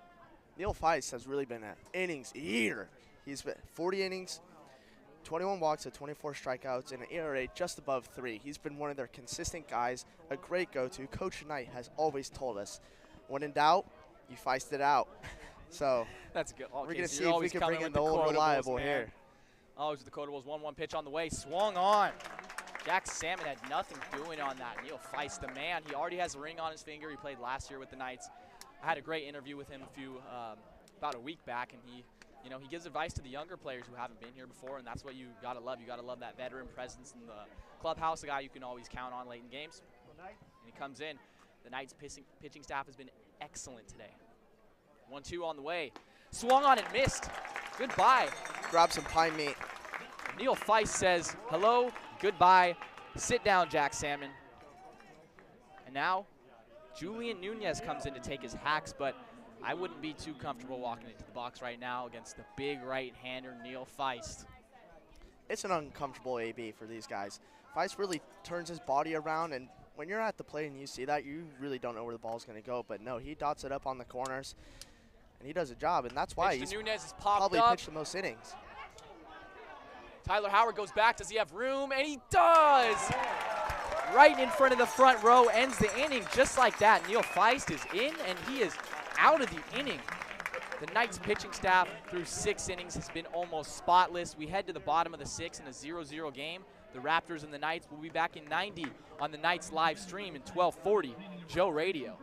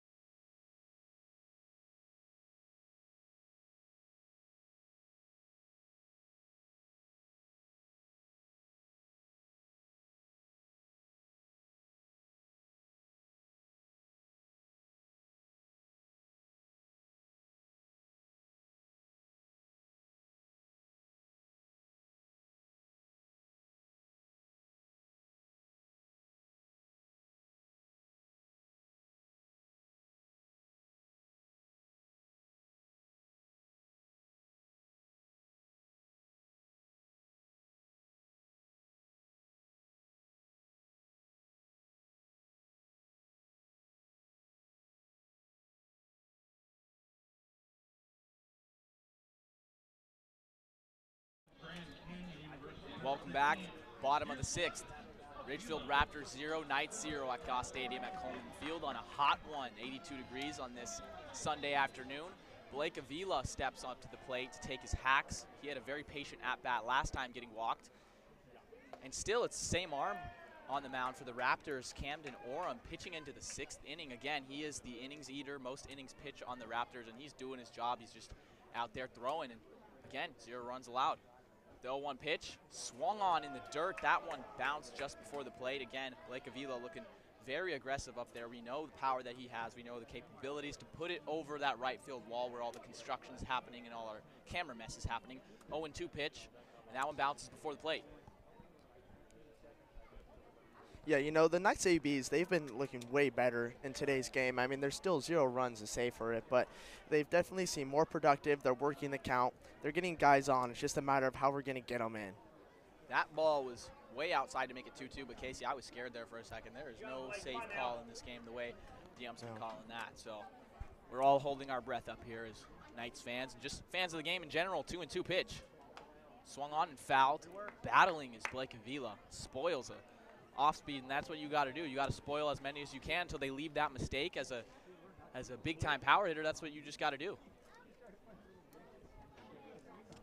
2-2, no outs, bottom of the 6th inning, all zeros, both teams have 4 hits. 2-2 pitch in the dirt, full count. Blake Avila, second time tonight he's worked a full count. And the Knights weren't able really to do that at all last night. They were just kept off balance. But here, they turned the page. Turning the page. This is a big payoff pitch. Can the Knights get a leading runner on? Swung on, grounded to the right side. It's a tough play. And the play is not made. Wow, Drew Towson ranged over to his right and got there, but stumbles and cannot make the play. So we'll see how that's ruled. Most likely that's going to be ruled as a hit, but nevertheless, another leadoff runner on for the Knights. Let's see if they can do something with it. And yes, that is ruled as a hit. That was a tough play. But it was a chopper over towards the second base side of the bag. Runner on first for Mason Lee. The pitch to Mason shows bunt, pulls back. And again, as we've seen, with runners on, Orem just cannot find the zone. And the Knights need to keep continuing to put pressure on him throughout the game. Yes, Casey, I bet you know how that feels. You have more things to think about. Bunt is down. That's a roll, just foul. That was going down the third baseline for a bit. A slow roller punt, but it was just tailing. And once it went outside foul territory, it was picked up by catcher Evan Leibel. Casey, yeah, when you have runners on base, how does that, affect your pitching? How does that affect your approach on the mound? Oh, well, you have to really hold the runner, prevent steals, and it just helps when you're a catcher who's calling a game. You have trust in him to really throw out the guy, too, in case the runner tries to steal. And it's just a lot more things going on. And pitching out of the stretch, it's just a whole different delivery. You kind of feel rushed, and it's really important when pitching in the stretch with runners on is to slow it down even more. Absolutely. Casey Lavin, a great high school player and plays for Oregon State Club Baseball. That bunt is actually down. Orem's going to pick it up and throw to first, but that moves. Blake Avila to second. Casey, your inside is always spot on. I mean, you played some great baseball. You're a pitcher, outfielder, and you just love the game. So love having you. I'm like Casey. A kid in the candy shop, dude. Kid in the candy shop again. I'm Andrew Henderson with my partner, my color guy, Casey Lavin, and shout out to all the boys back in the McGrath family press box who do all the things behind the scenes. We wouldn't be able to do it without you. Blake Avila at second base with one out, 0-0 in the bottom of the sixth. That brings up Ethan Hawk. Flashing lights by Kanye West. The pitch. Ball down low. And what we didn't really notice yesterday was there weren't many bunt attempts last night. And that's been the Knights' motto all season. And they're kind of going back to it, and they're getting runners on. They're getting them over. So 1-0. Outside. So when the bats are cold, you have to find new ways of scoring runs. And the Knights are starting to do that. They're playing a lot more small ball and just getting the guy over. And it's starting to prove it right now with a runner on second. He's starting to get behind in the count, Orem is. There we go, 3-0, just like we're saying. I mean, his pitch count's getting up. He is bound to make a huge mistake.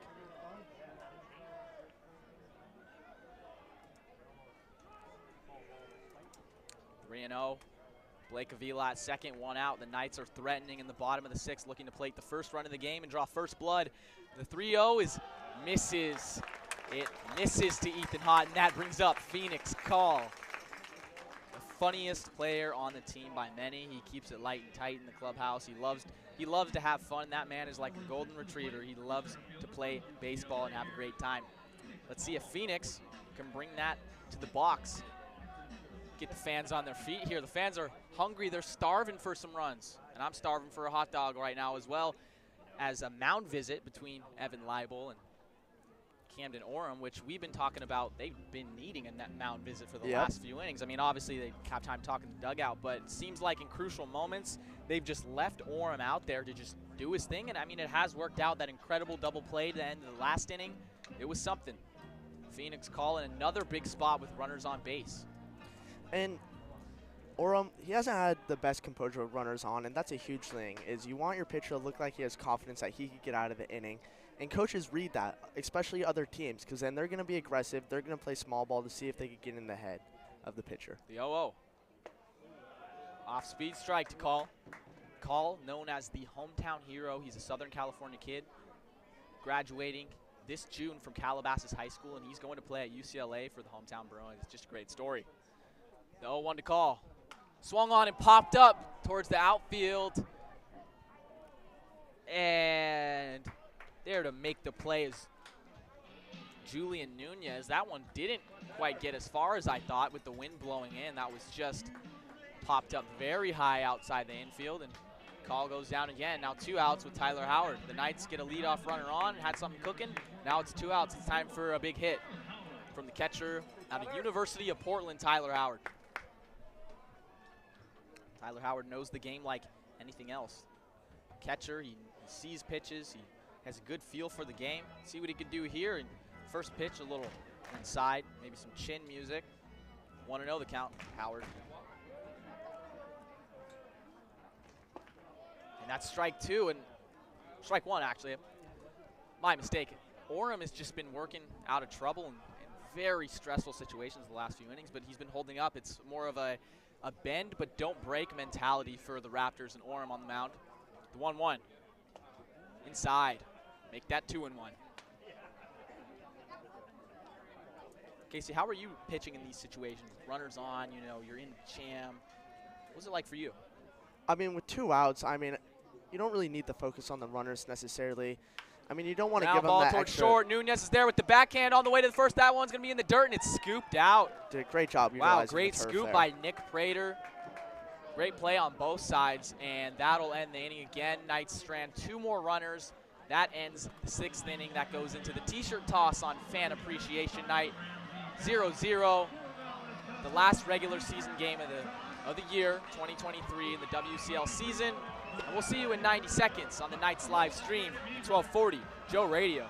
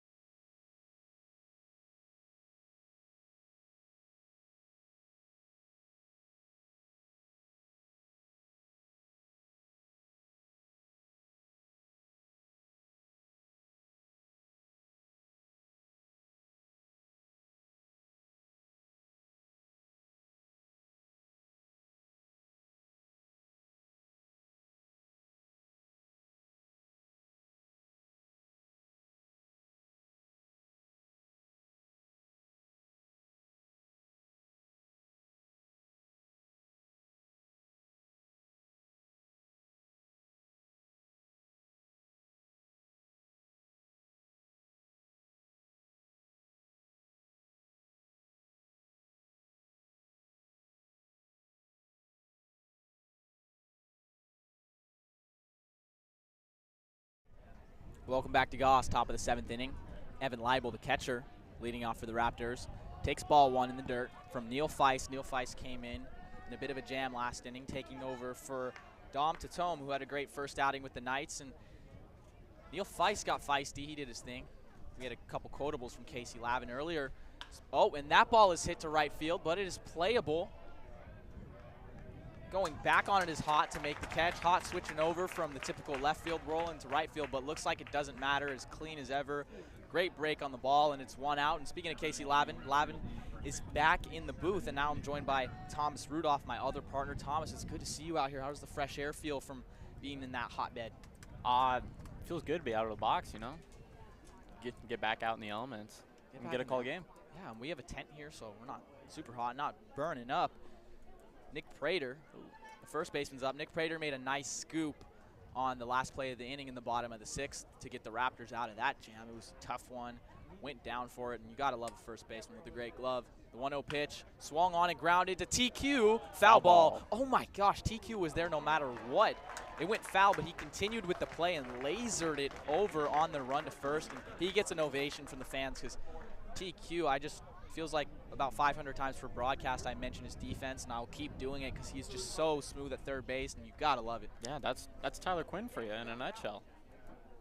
Tyler Quinn in a nutshell, always here getting early work. Fun. He's a pleasure to watch in early batting practice, and just watching good defensive players play is amazing. 1-1 pitch. Strike. What have you been thinking of the zone with the umpires tonight? It's been a topic of conversation. Yeah, because yesterday, as the game progressed, it got increasingly bigger, and I think this one got smaller Yeah, as the game's gone on. It's been very interesting. It's been 1-2. Called out on strikes. Sit you down, Neil Feist. Wow. Neil Feist is wheeling and dealing. Nick Prater walked back to the dugout with a sad face. And now Drew Towson, the second baseman, steps up for the Raptors. Their last chance in the top of the 7th. 2 outs. Again, scoreless game. 0-0-0-0 everywhere. It's not a typical Knights game. Yeah, and the Raptors, too. I mean, these are 2 high-scoring, high-flying offenses. And that ball is hit on the nose to Avila. At first, he scoops, and we'll toss it over to Neil Feist. Great 1-2 play over there. And a quick top of the 7th inning as we take the 7th inning stretch. We'll be back for the Knights half of the 7th in 90 seconds on the Knights live stream in 1240 Joe Radio.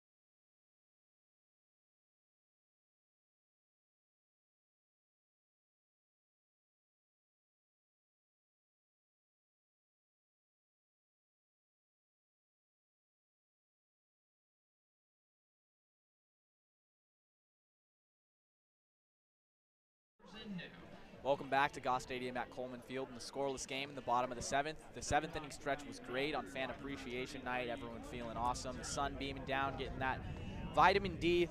And you got to give it up for Raptors pitcher Camden Oram, who went 6 innings today. His day has ended with 6 innings and 0 runs. The innings leader on the season eats up some more, and that means that we have a new arm on the mound for the Raptors, and it's Logan Valterra. Logan Valterra, number 33. He's a left-hander. Currently, we do not have any information on him. If we do, we will get that to you, but he's a left-hander. He looks a lot like Dom Tatum, the build, a shorter build, maybe 5'9", 5'10". Left-hander, the same sort of build as Sean Weiss. These guys all throw those crafty left-handers. What can you do with them? And that brings in Tai Yukamoto, the 9th place hitter for the Knights, shortstop, and hits him on the first pitch. Not a good way to start your outing right there. Not a good way to start it all. And what did you pick up what pitch that was, Thomas? Well, I couldn't pick it up, but I knew it was bad. That pitch looked a some little sort off of speed. off speed. Yeah. It was, that ball did not come out right. It broke a little bit too much. Or it didn't break at all. Didn't break at all. Leadoff runner. Tai Yukamoto gets on top of the order. J.C. Ng. Again, the on-base king, ball in the dirt. Man. First 2 pitches missed horribly for Logan Valterra. Not the way you want to enter the game. 1-0 count, zeros in the bottom of the 7th.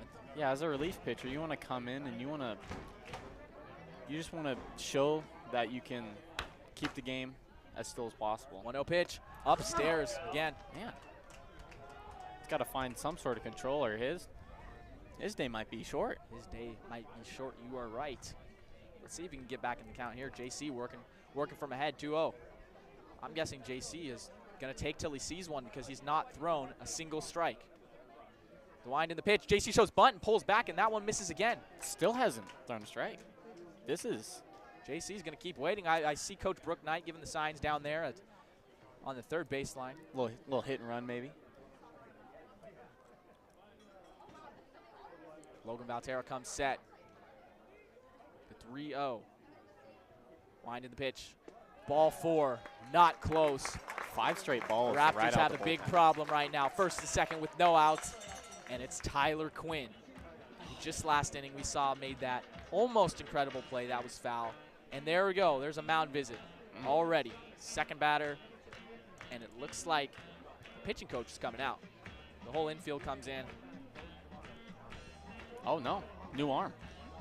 A new arm. New arm. A new Is arm after 2 batters. That is incredible. 5 pitches. That's. Oh, maybe is it? There's two guys running out from the visitors' bullpen. One's looking like they're running back to the dugout, but it's either a defensive change or a new arm. Come on. No, this is a little confusing, isn't it? And we're going to wait this one out, give you guys the correct call. Thank you for all of you listening at home on the Knights live stream in 1240 Joe Radio, and it is a new arm. Oh. So you know what that means. 2-minute commercial break, but Logan Valterra, Thomas, you were right.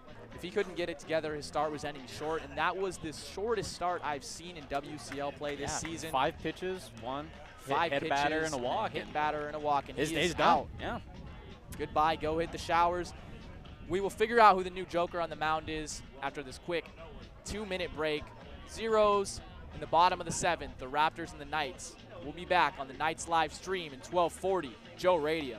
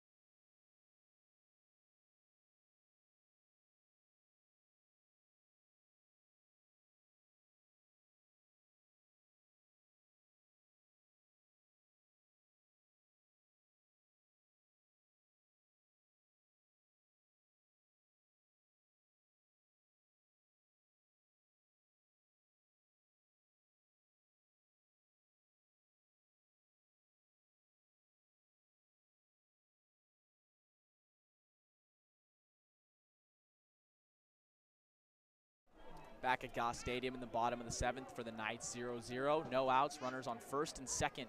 A new arm on the mound for the Raptors. Ryder Edwards, we currently have no info on him. TQ shows bunt, and he gets it down. Edwards fields, throws to first, and a bad throw, but the play was still made. That moves the runners over to second and third with 1 out. Yeah, Ryder Edwards on the year. He's only pitched in 2 games, 2 3/3 of an inning, 2 strikeouts, 3 walks, so small sample size, but let's see what he can do here. That's what it's like in the WCL with the rosters ever so changing. Going late in the season, you have guys that are put on the roster that you don't know much about and no really scouting report. Small sample size, as you said, Thomas, as Sam steps up to the plate. It's 1 out. Fouled back. He was ripping on that first pitch. Got a good piece of wood on that one. Knights threatening again. It just seems like every other inning, every single inning, either Ridgefield or Corvallis is threatening and no one can get it done. The pitching has been really good under tough circumstances in these jams. Pitching has been the key these last 2 games. Edwards with the 0-1 pitch. That one's out. Close one. Good pitch, a good place to miss on the off speed. Yeah, you know, going back to the strike zone, it looks like he's even tightening it up a little bit more, because last night that probably would have been a strike. Absolutely, 1-1. The set by Edwards. Looks back at the runners on second and third, and the pitch. Bunts down. On the way to home, scoring is Tyler. Oh! Everyone is safe. Bunt got down. Tai Yukamoto came in to score from third base. Wow, that's 2 runs for the Knights. J.C. Ng and Tyler Quinn both scoring as they were going on the pitch. Edwards threw it over to first and made a bad throw. It missed, so everyone was safe, and that's 2 runs for the Knights on a bunt. That's rare. Wow, this has been an interesting game. First, the 5-pitch outing by Logan Valterra, and then now with Ryder Edwards coming in, the bunt scoring 2 runs. Tai Yukamoto and J.C. Ng, the 9 plays, and top hole hitters are scoring runs on a bunt. What are we seeing here? The Knights take the 2-0 lead. They finally someone scores in this game, and the Knights get 2 at that. 1 out and runner on first. The Knights are still cooking. Blake Avila at the plate. It was a great bunt by Sam Stem. Very good bunt. That is grounded, and that's going to get between the hole of first and second, a base hit. Stem stays at second. Blake Avila rounds first and goes back. First and second for the Knights with 1 out, and they're feeding off that momentum. Definitely, and going back to what you and Casey were saying earlier about Blake Avila, taking his time, being methodical in his approach. He was doing his batting stance outside the batter's box, and I think Ryder Edwards didn't take too kindly to that one. The in-game adjustments by Blake Avila have been amazing. It seems like every single at-bat this game he's gotten better and learned more, and it all pays off. After first at-bat, it was a tough one to pop out. Then he got a couple walks, and then there you go, a base hit. So he's learning as he goes. It's just credit to Blake Avila. He is a player. Yeah. Mason Lee up at the plate now, 1-0 count. One of the best things you can do is learn during the game, learn what the pitchers are going to do. And that's what the best do. Ball outside, 2-0. Ryder Edwards looks a little, dare I say, rattled right now after that single and that bunt that scored 2. Maybe it might be a good time for a mound visit with the catcher, his battery mate. Agreed. It's a tough way to go out when you give up 2 runs batted in on a bunt. Just not what he was looking for. The 2-0 pitch. Outside again, that's ball 3. Definitely I see a mound visit in the near future. The 3-0 pitch could almost guarantee a red light for Mason Lee given by Coach Brooke Knight. Bottom of the 7th, the Knights finally get 2. And a strike, that's in there, 3-1, all right. Again, a hitter's count pitch, and 3-1, another hitter's count. That was a good pitch. Good pitch to not swing Looking for that dinner, looking for that late lunch, whatever you want to call it, 3-1. The pitch from Edwards to Mason Lee. On the way, hit right field. That one is going to stay up, and that'll be the 2nd out of the inning. Nick Siemens is there to retire Mason Lee. That ball was hit solid to right, but it was just, sometimes in baseball you get solid wood, but there's a guy right there. 2 outs, Ethan Hott at the plate. Our player of the game last night, he had an RBI double down the left field line that got the sellout crowd to stand up and roar, and that was the only RBI of the night for Corvallis. And looking a lot better today with this 2-0 lead in the bottom of the 7th. Ethan Hott, 2 outs, runners on first and second. Oh, strike. Ooh, Ethan Hott did not like that, shakes his head, looks it off, but you got to get back in there, 0-1. Definitely a pitch that Ryder Edwards needing to weather the storm right now, what he's given up. Ethan Hott down in the count, 0-1. The pitch swung, and that's hit to Nunez at short. He will toss over to second, and that'll end the inning. But the Knights get 2. They draw first blood, and they take the lead into the top of the 8th. Knights 2, Ridgefield Raptors 0. We'll be back in 90 on the Knights live stream in 1240 Joe Radio.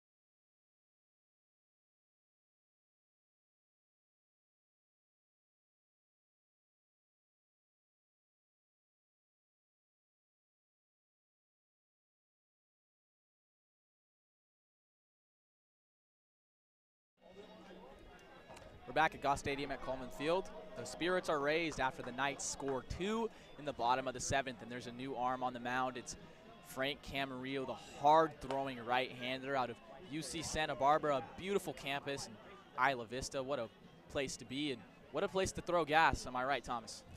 I agree. Yeah, Frank on the year. He's appeared in 9 games, 18 innings.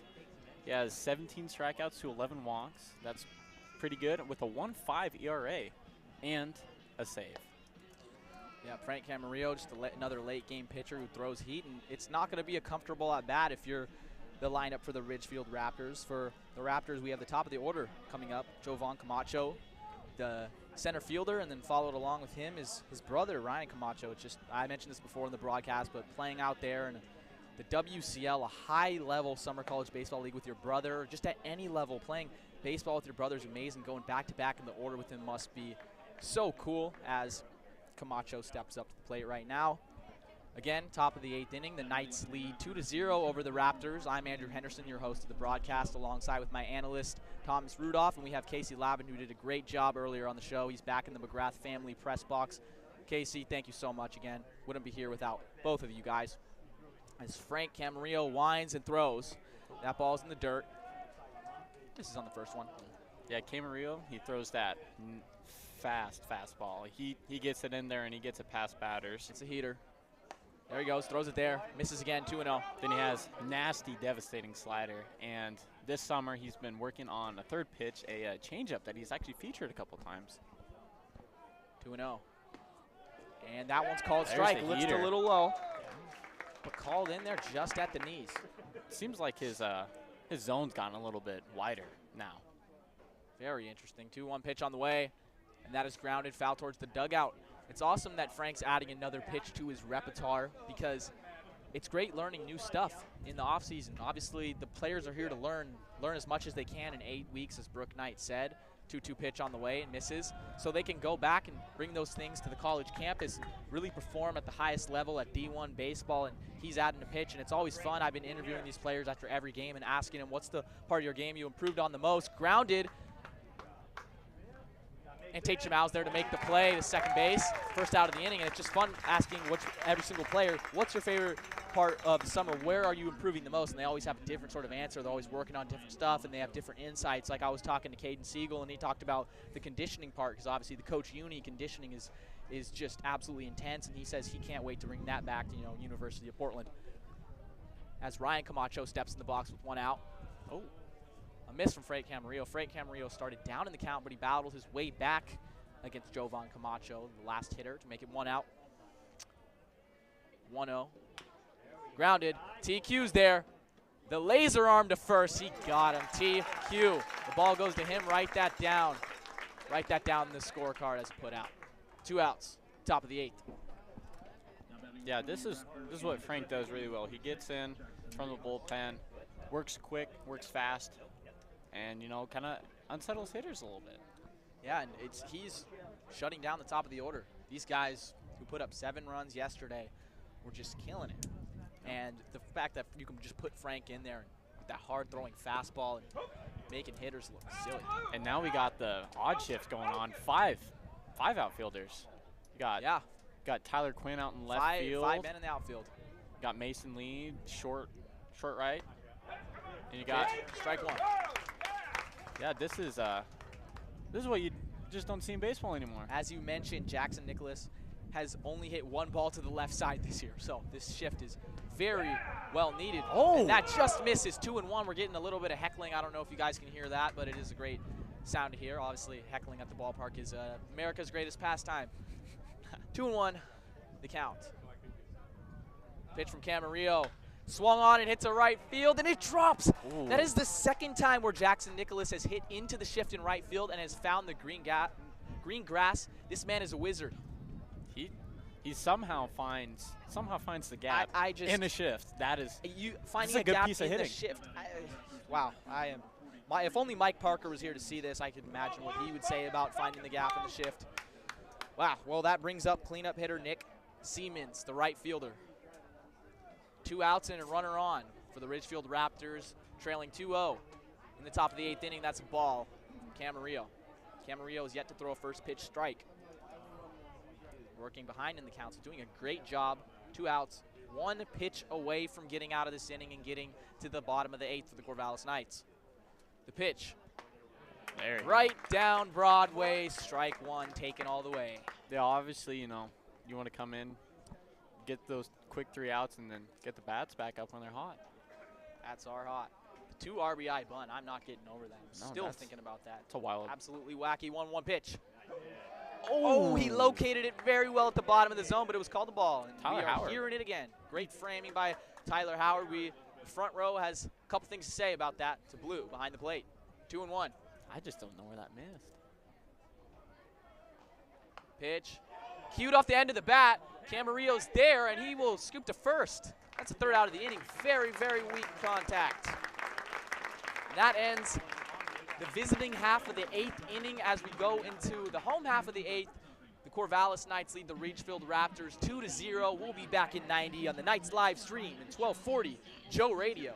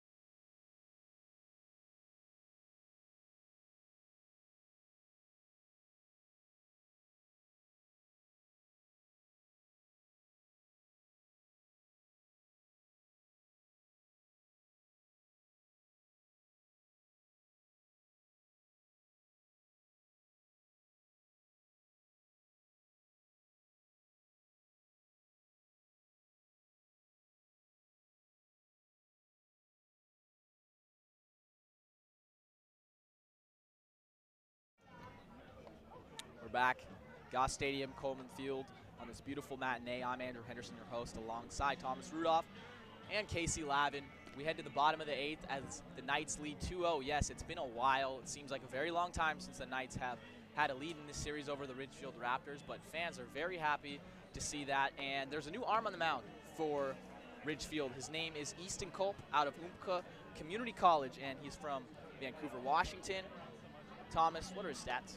Yeah, 7 appearances on the year, 21 innings, 17 strikeouts, 8 walks, and he started 4 games as well, so he's pretty versatile. We're ready for the bottom of the 8th. For the Knights, Phoenix Call, Tyler Howard, and Tai Yukamoto, the 7, 8, 9 hitters, before flipping it around and going back to the top of the order. Phoenix Call is yet to reach base today. He has been up in some crucial moments with runners on base, unable to come through. But let's see if he can flip the script here and be the igniter for the Knights in the bottom of the 8th. The first pitch from Culp, in there for a strike. Phoenix. That was a nice heckle. I like that. The chirping is all the fans. I'm going to have to watch this later and see if you guys can actually hear that on the Knights live stream at 1240 Joe Radio. 0-1 pitch, fouled back just to the right of us, and that is an urchin ball, urchin alley. Tom, is there any kids down there running for it? There's a lot, actually. There's a lot. It's a whole swarm of kids. It's a whole swarm. It's like throwing bait to the fish. You have a bunch of them running for that souvenir. 0-2 to call. Culp on the way. Swinging and hitting a tapper in front of home plate. It's going to be a close play at first. And saved! Phoenix Call is safe. That speed was unbelievable. It was like a swinging bunt in front of home plate. It was picked up by Evan Leibel, the catcher. A great arm towards first, but Call, it was a bang-bang play, and typically Ty goes to the runner. That's what it must have been. And coach is coming out for the Ridgefield Raptors to talk about that. Yeah, Evan Leibel made a really good play on the ball. He was a little late reacting to it, but he made that play a lot closer. It was smooth with the bare hand. The transition from the bare-handed throw was Really smooth, but Phoenix Call, again, I've mentioned his athleticism. He just does it again. He's so quick getting down that line like a bolt of lightning. So Phoenix Call, the igniter here in the bottom of the 8th for the Corvallis Knights, looking for some nice insurance runs. Definitely, definitely. This close of a game and just how this whole series has panned out, you want as many runs as possible. Tyler Howard steps up to the plate with the runner on first. No outs. Phoenix Call is going. The throw is not even close. The transfer was botched by Evan Leibel, but even with a good transfer, Phoenix Call had such a good jump on that, there's almost no chance. He is gone on second base. Yeah, that was not. He did not get that smoothly out of the glove. It looked like he kind of got caught a little bit, and I think Phoenix Call was already in there when he threw it. Tyler Howard 0-1 with the purple batting gloves, repping the University of Portland. Shows bunt. Oh! Did it hit him? Might have hit the bat a little bit. Hit the bat. It got near. It got up and in on him, but did hit the bat. Oh, no, that says 1-1. It says 1-1. It looked like it hit him from up here. Guess something. not. Yeah, he showed bunt, and it went in on the hands, and he just had to get out of the way. That one could have been scary. 1-1. Shows bunt again. Gets that one down towards third base. He will be out at first, but moves the runner to third base. Phoenix Call moves up one. A nice play by Jackson Nicholas over there at third, doing it all series long. The Knights, the sacrifice bunt. Again, it's been the day of the bunt. The only 2 runs batted in for the Knights were off the bunt, and it just seems like there's been countless sacrifice. The Knights playing throwback baseball. They're playing small ball. To all you fans out there who too many home runs hit nowadays and all this, and you like classic baseball, there you go. You got a little bit of small ball by the Corvallis Knights. Runner on third with 1 out. Tai Yukamoto upstairs. Upstairs on Tai Yukamoto. Tai Yukamoto does have a smaller strike zone. He's one of the shortest players in the Knights, playing about 5'7". That is an advantage to the hitter. He is just a speedster out there. He's great bat on ball skills, getting on base. He's got a great guy to hit 9th in the order and turn it over to your leadoff. You know, speed guy can get on base. And when you turn that corner from Tai Yukamoto to J.C. Ng, it really gets dangerous for teams, especially for Ethan Culp right now, trying to hold the Knights to only 2 runs. Oh, that was the same pitch. Wow. That was wow. The same pitch that was called a ball earlier in the count. It's called a strike, and he's hearing it.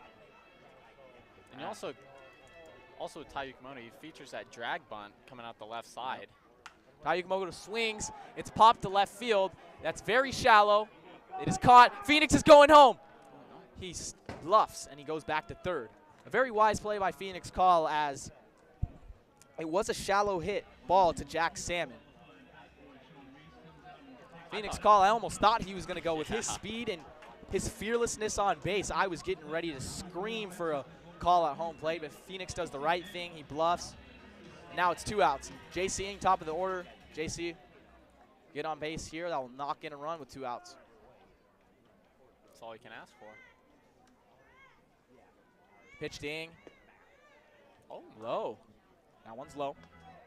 Again, we're just very confused on what's going to be called. It seems inconsistent on almost every pitch. It's a guessing game. That looked at the knees, but ball 1, nevertheless, the pitch. Strike. In there, taken by J.C. Ng. I was just super confused about that Tai Yukamoto at bat. Same 2 pitches. One was called ball, one was called I am strike. too, Thomas. 1-1. Pitch, 2 outs, and that's ball, 2-1. Again, Phoenix Call, the super athlete on third base. He can play everywhere. He can play the infield, shortstop, and he can also track down balls in center.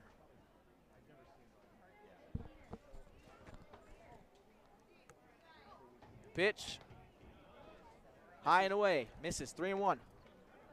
He's struggling a little bit to find that zone, but I feel like the umpires bailed him out a couple times. Yeah, it's Easton Culp looking to come back in this 3-1 deficit of a count. And the pitch. Similar spot, that one's called. Maybe another heckle call, but I cannot hold myself, cannot keep a straight face with those heckles. Full count to Ng. Culp to Ng. Pitch. That is ball 4. The ball gets past the catcher. It is called a foul. Is that called a foul ball? Called the foul ball, yeah. It's called a foul ball. I thought it was called a walk originally, and Phoenix call coming in to score as the ball got past Leibel, but there's going to be a chat at home plate. What it looks like now from the way the umpire was gesturing that it was a foul at the plate, the ball was dead, so Phoenix is going to have to go back to third, and then possibly Ng coming back to the plate. We'll see. Oh, chatting. Maybe we got to get this one sorted out. Maybe they're exchanging dinner plans. And Coach Knight going to take him out to a beautiful steak dinner. If the Knights win, of course. I mean, if is the key word right there. Yep, and J.C. Ng makes his way a slow trot back to the box. It was a foul ball, dead ball. Phoenix call goes back to third base. 2 outs. This will be another payoff pitch from Culp to Ng. Bottom of the 8th, Knights lead 2-0. I'm Andrew Henderson alongside Thomas Rudolph. And here comes the payoff. That's ball 4. And there's your walk. There's your walk. J.C. gets on first this time. Phoenix does not come in to score. Runners on the corners. 2 outs. TQ. Tyler Quinn. University of Utah. Yeah, Tyler Quinn. He's a really good player in the big moments. Let's see if he lives up to it. He right is, now. Thomas. And we were speaking of conference realignment earlier. Utah signing to go to the Big 12 in 2024. Tyler Quinn, Utah player, Big 12 player, and that's in there for a strike. It's just so crazy for all these student athletes who do play on teams like that. Obviously, we talked about Antoneros playing on Oregon, Phoenix Call playing on UCLA. I mean, these guys are going to be playing all the way across the country, all new faces. It's just the tradition's gone. It's very interesting, and obviously Beaver fans, you don't want to bring up that subject of conference realignment to Beaver fans as they're left in the dust. Yeah, Beaver fans are in the Pac-4 as it stands now. The future of the Pac-12 is uncertain. 1-1 to Tyler Quinn. The throw back to first is not in time. JC slides head first back to the bag. Honestly, I don't think holding them on over there is going to do anything. 'Cause if you get a bad throw, Phoenix is coming in to score. 1-1 pitch. Grounded to Nunez at short. Going to look like an easy play. Flips over to second. It was a little safe. Whoa, it's safe. And J.C. Ng is in a pickle. And he is tagged out. J.C. Ng thought he was out at second, so he continued to run through the bag and not slide, but he was called safe by infield umpire, and he had to run back in the baseline and was in a pickle. That is one of the wackiest things. The run does score, though. The It's run now 3-0. Heads up base running by Phoenix Call. Phoenix Call, the run does score, but that was one of the wackiest things. I'll explain the play. The ball was hit by TQ to the shortstop Nunez, and Nunez was just going to do his flip over to second base to get the last out, the force out there at second to end the inning. And JC ran through the bag thinking he was going to be called out, a routine out, but he wasn't. He was called safe by infield umpire, and he ran past the bag. And he had to go back into the field of play in the baseline, and he was in a pickle, and the Ridgefield Raptors get him out in the pickle, but nevertheless, another wacky thing to happen, but the Knights get the run. We head to the 9th inning. The Knights get that well-needed insurance. Corvallis Knights 3, Ridgefield Raptors 0. We'll be back in 90 on the Knights live stream in 1240 Joe Radio.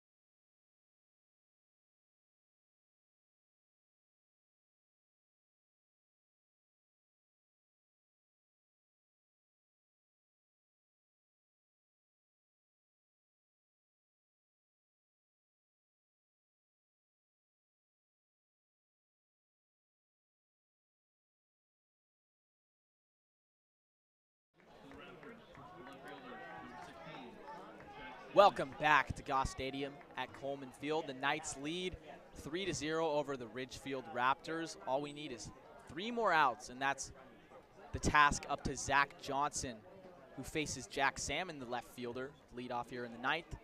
And the first pitch is in there on the outside for a strike. Zach Johnson has put up some impressive numbers this year. Yeah, Zach Johnson on the year, 8 appearances, 29 2/3 inning. The one thing that stands out as we take the pitch. Swung on and missed off speed. The bat was a little too fast for that one. Yeah, his strikeout to walk ratio is 30 strikeouts to 9 walks. That's what you want in a pitcher. That's big time stuff. Zach Johnson, 0-2 in the count. Let's see if he can get one here. Just outside. He went with the fastball on that one. He did not want to fool around with the pitch in the dirt. He was just going straight at him. Misses a little bit outside, trying to expand the zone there. That makes the count 1-2 to Jack Salmon. The pitch swung on and missed. Oh my! Yeah. Wow. Zach Johnson is a joy to watch. Gotta love the way he attacks hitters. In 4 pitches, he sits down the left fielder Salmon. Now here's the shortstop, Julian Nunez, who's done great defensively all series. Been a joy to watch over there. 1 out in the top of the 9th. The Knights up 3-0. Pitch swung on, popped up foul. That looks like an urchin ball, and it is an urchin ball. The kids run after it. Lucky kid got it. He was on that from the jump. He was on it. It's like he had some intuition about that. 0-1. Ooh. Ball skips in the dirt in the other batter's box. I think Zach Johnson has to remember that we're at a ball game, not the river. The pitch. Strike 2, paint. That is absolute paint. Miller Paint Company paints the bottom of the zone there. 1-2 count. Nunez needs to protect. The pitch. Grounded to short. Yukamoto's there. The smooth field on the way to first to Avila, and that's a 2nd out of the 9th. The Knights 1 out away from taking the rubber match against the Ridgefield Raptors and having some good momentum going into the WCL playoffs, where the Knights host the Cowlitz Black Bears on Fan Appreciation Day. No better way to show the appreciation to the fans at Goss Stadium than getting a win. Definitely. Evan Leibel, the catcher, steps up. Left-hander, swing and a miss. Absolutely waving at nothing there. Zach Johnson gets ahead in the count 0-1. I don't think Leibel saw that ball at all. I think he just tried to swing. The wind from Johnson and the pitch. Just down low. He's flirting with that zone. Good miss. Like a kid at the college bar is flirting with that zone. Zach Johnson 1-1. This is a good miss to have. Here's the pitch. Upstairs. Knights fans are on their feet. I'm on my feet. I'm getting excited. I cannot. 1 out away from a Knights victory. A great way to end the possible WCL regular season. The pitch. Ooh, down low again. Fans aren't liking that one. We didn't like that one. We didn't like that one. His zone went from really wide to just 3-1. tiny. Behind in the count, Zach Johnson. Let's see what he comes back with here. Pitch. And Ball 4. Walks the runner. You know, honestly, probably not the worst thing that could have happened. Nick Prater, the first baseman, steps up to the plate looking for a crunch time hit. Ridgefield Raptors have their figuratively rally caps on here, trying to do what the Knights were trying to do yesterday, rally late in the game. Zach Johnson trying to stop that. The heckle's getting loud. Fans on their feet. Oh, pitch. Swung on. Missed. Off speed. Absolutely nothing doing there. He swung for out Nick of his Prater. Swung out of his ankle guard on that one. He's tall. Big strike zone.